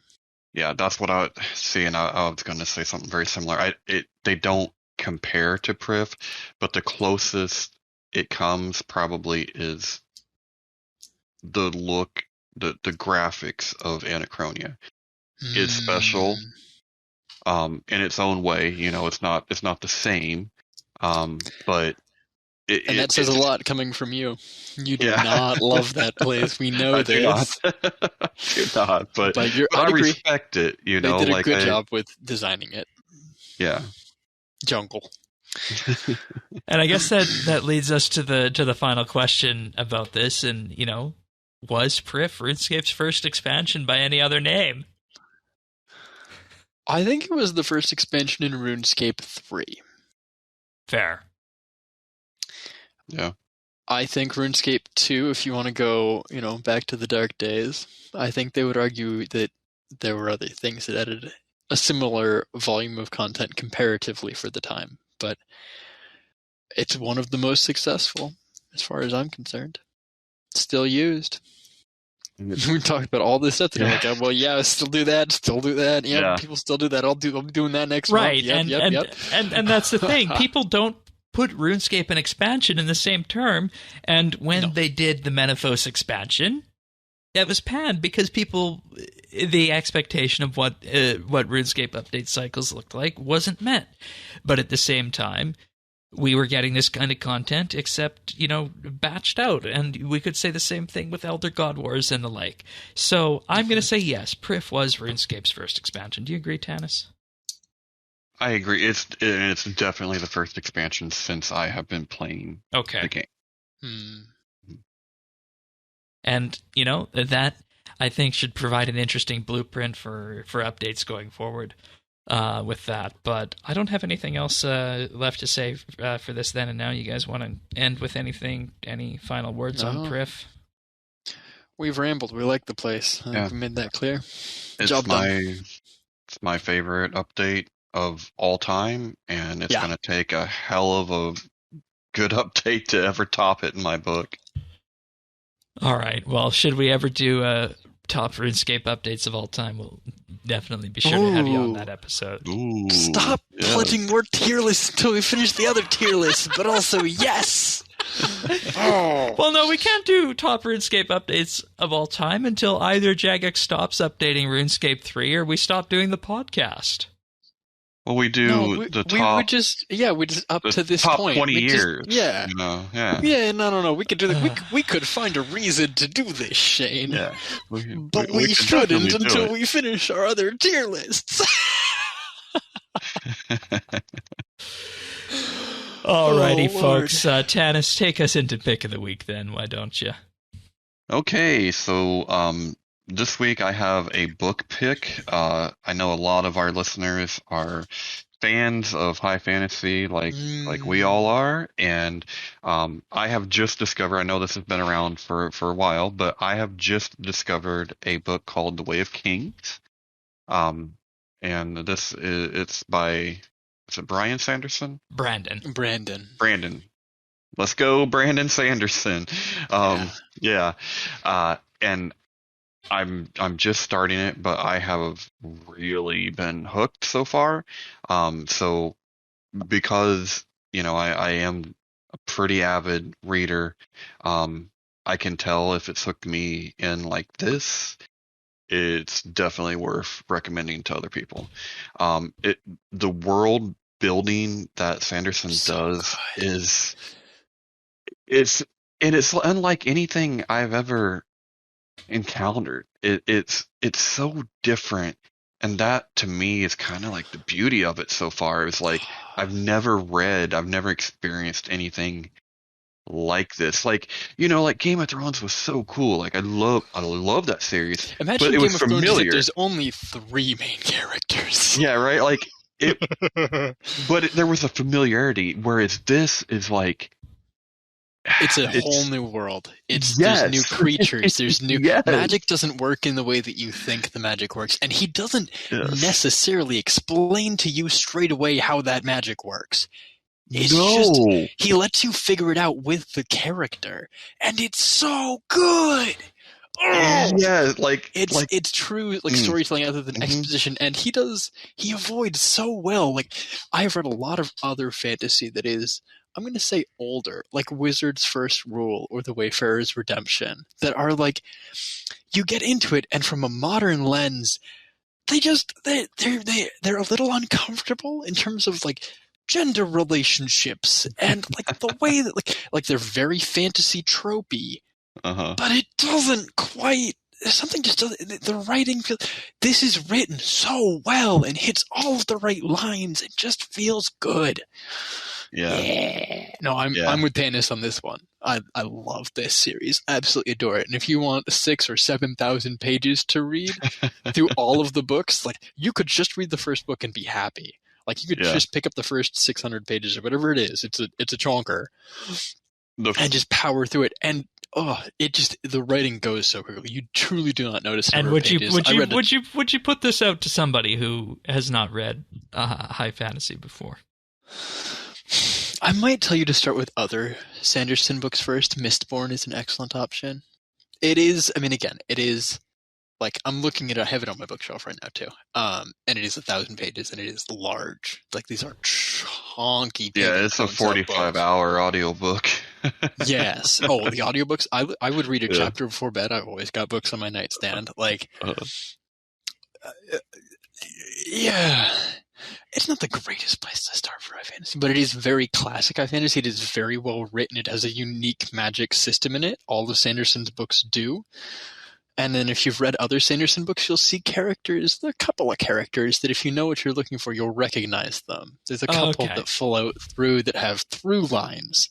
And so, like, he just ties it all together so well. Yeah, and I really appreciate the fact that even if you haven't read fantasy, you've encountered it. You know what a wizard is supposed to be like. You know what a knight is supposed to be like. You know what these archetypes slave is supposed to be like. Yes, and he takes it and twists all of this. And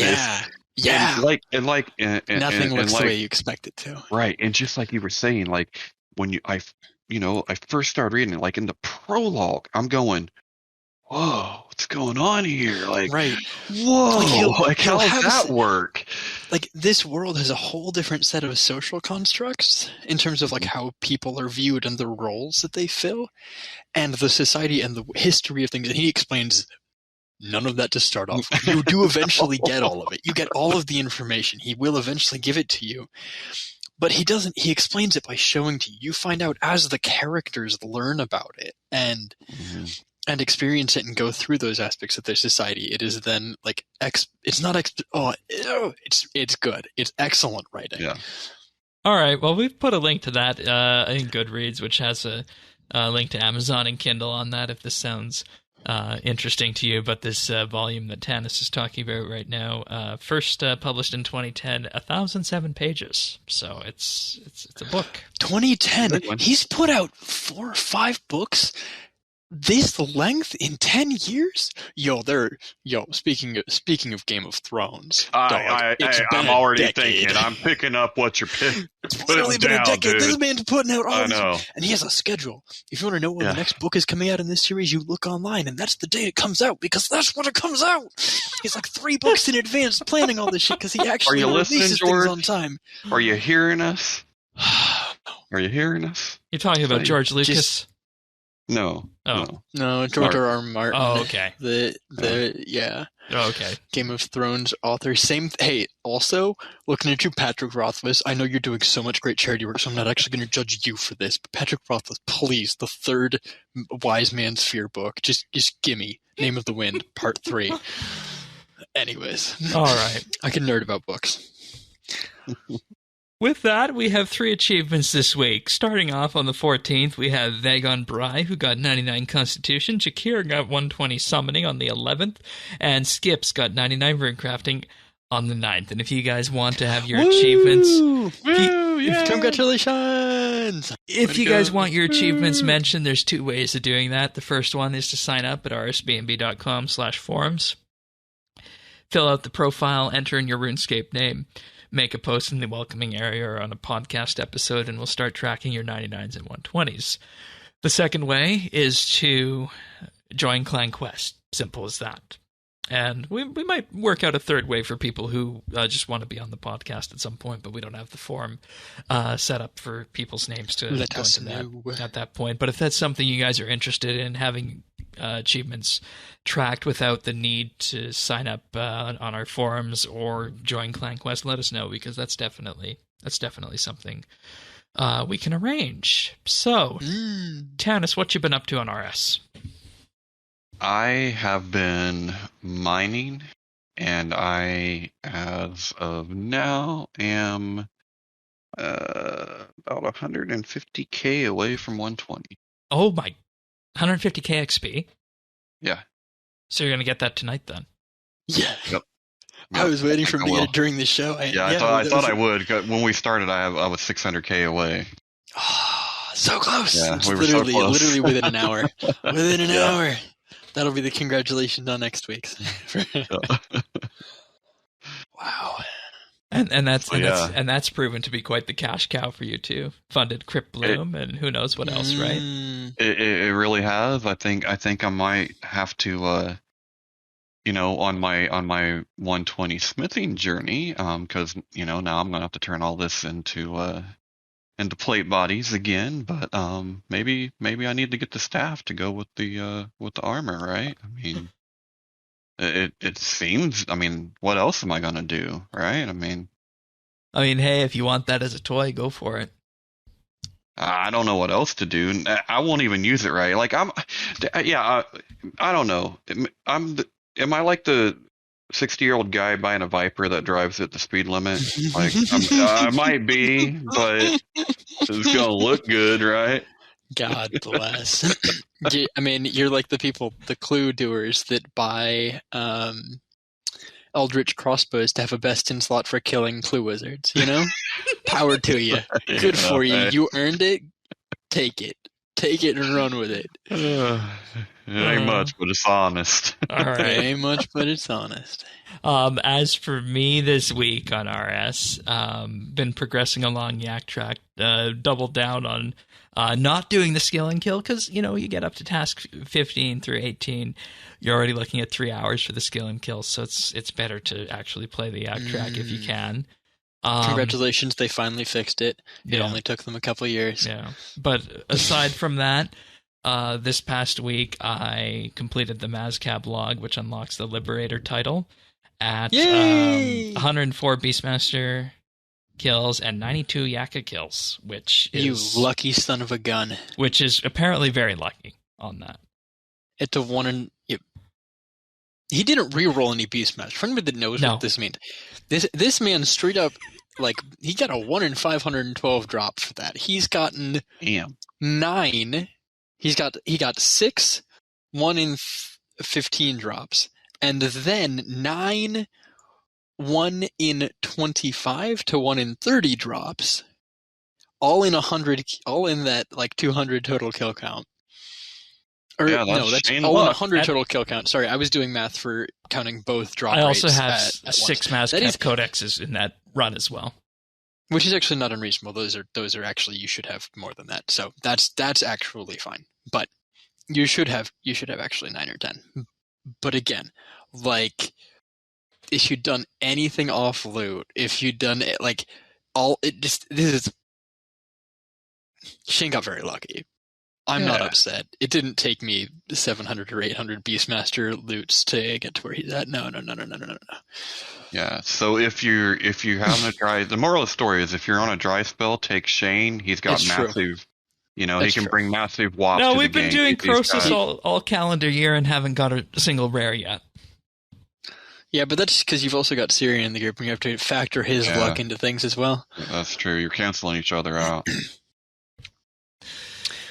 So Shane will bring you wonderful ass prizes. I intended to get the Time Weaver title from Carapac this year. I didn't anticipate getting the Liberator title from Mazcap this year, so I'll take that one instead. Yeah, nobody anticipated that happening. You lucky Tuzzy drop, grumble. Anywho, how about you, Taxi? Yes, indeedy.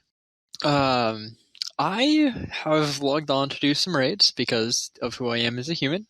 And not a whole lot else. I am waiting for Fresh Start Worlds. I'm very excited for them, but I don't have a whole lot of other content that is keeping me in the game right now. With that said, I did go and take a walk around to see all of the new textures for the free-to-play areas of the game. And I have been super busy the last few weeks. I've not been able to watch through a lot of what you guys should. I should have watched that nibble, actually, since I did this. But I walked around the free-to-play areas and took a look at everything. And I will say they did a remarkably good job. I'll put my 2 cents in on that aspect, where the rocks and bushes do not necessarily seem all that out of place. My biggest issue is that they removed the grass textures, and I have no idea if you guys touched on this, but the game world feels very kind of flat 3D mapped to me right now. In these PvP areas, they look visually much better, right? This is definitely an improvement. But it looks like they did the same thing with this that they've done with a lot of outfit and override pieces recently, where they have made everything simple and blocky and geometric and removed a lot of the niche details and funky shadowing on stuff. I do miss having a lot more of the ground objects and ground texture. Yeah, I don't remember if we touched on that. Did we, Tanis? It looks gorgeous, but it feels a little bald to me. I'm sorry to say. But again, shout out to Mod Blackwick. This is such an improvement. I want them to do it to the rest of the game, but I also would like if they would even just retexture that grass, right? I can't imagine there were that many assets for ground objects, for pebbles and grass. I think that would be a worthwhile use of dev time, similarly to how this was a use of dev time. I think that there would be a lot of value to putting that back, because the game currently the ground looks bald to me. The trees just kind of erupt out of it. Okay. In a way that doesn't seem. But it looks gorgeous. Good job. That's what I've done on RuneScape this week. All right, sounds good. Sounds good. And we'll be back. We'll be back next week for another episode of Update. If you guys want the podcast delivered automatically to you, subscribe. We're on Apple Podcasts, Spotify, Google, Amazon, Pocket Cast, Stitcher, and more. We're also on YouTube at youtube.com/RSBANDB. That's where we post the video version of the podcast. We also post the nibbles there, little, I don't want to call them outtakes, I guess, clips from the podcast, the best of, so to speak. So if you want highlights, that's the word. Thank you. If you want those, check us out at youtube.com/RSBANDB. And, like and subscribe. Greatly helps the channel out. But with that being said, we'll be back next week for another episode of RSBANDB Update. Take care, everyone. See you then. Ciao.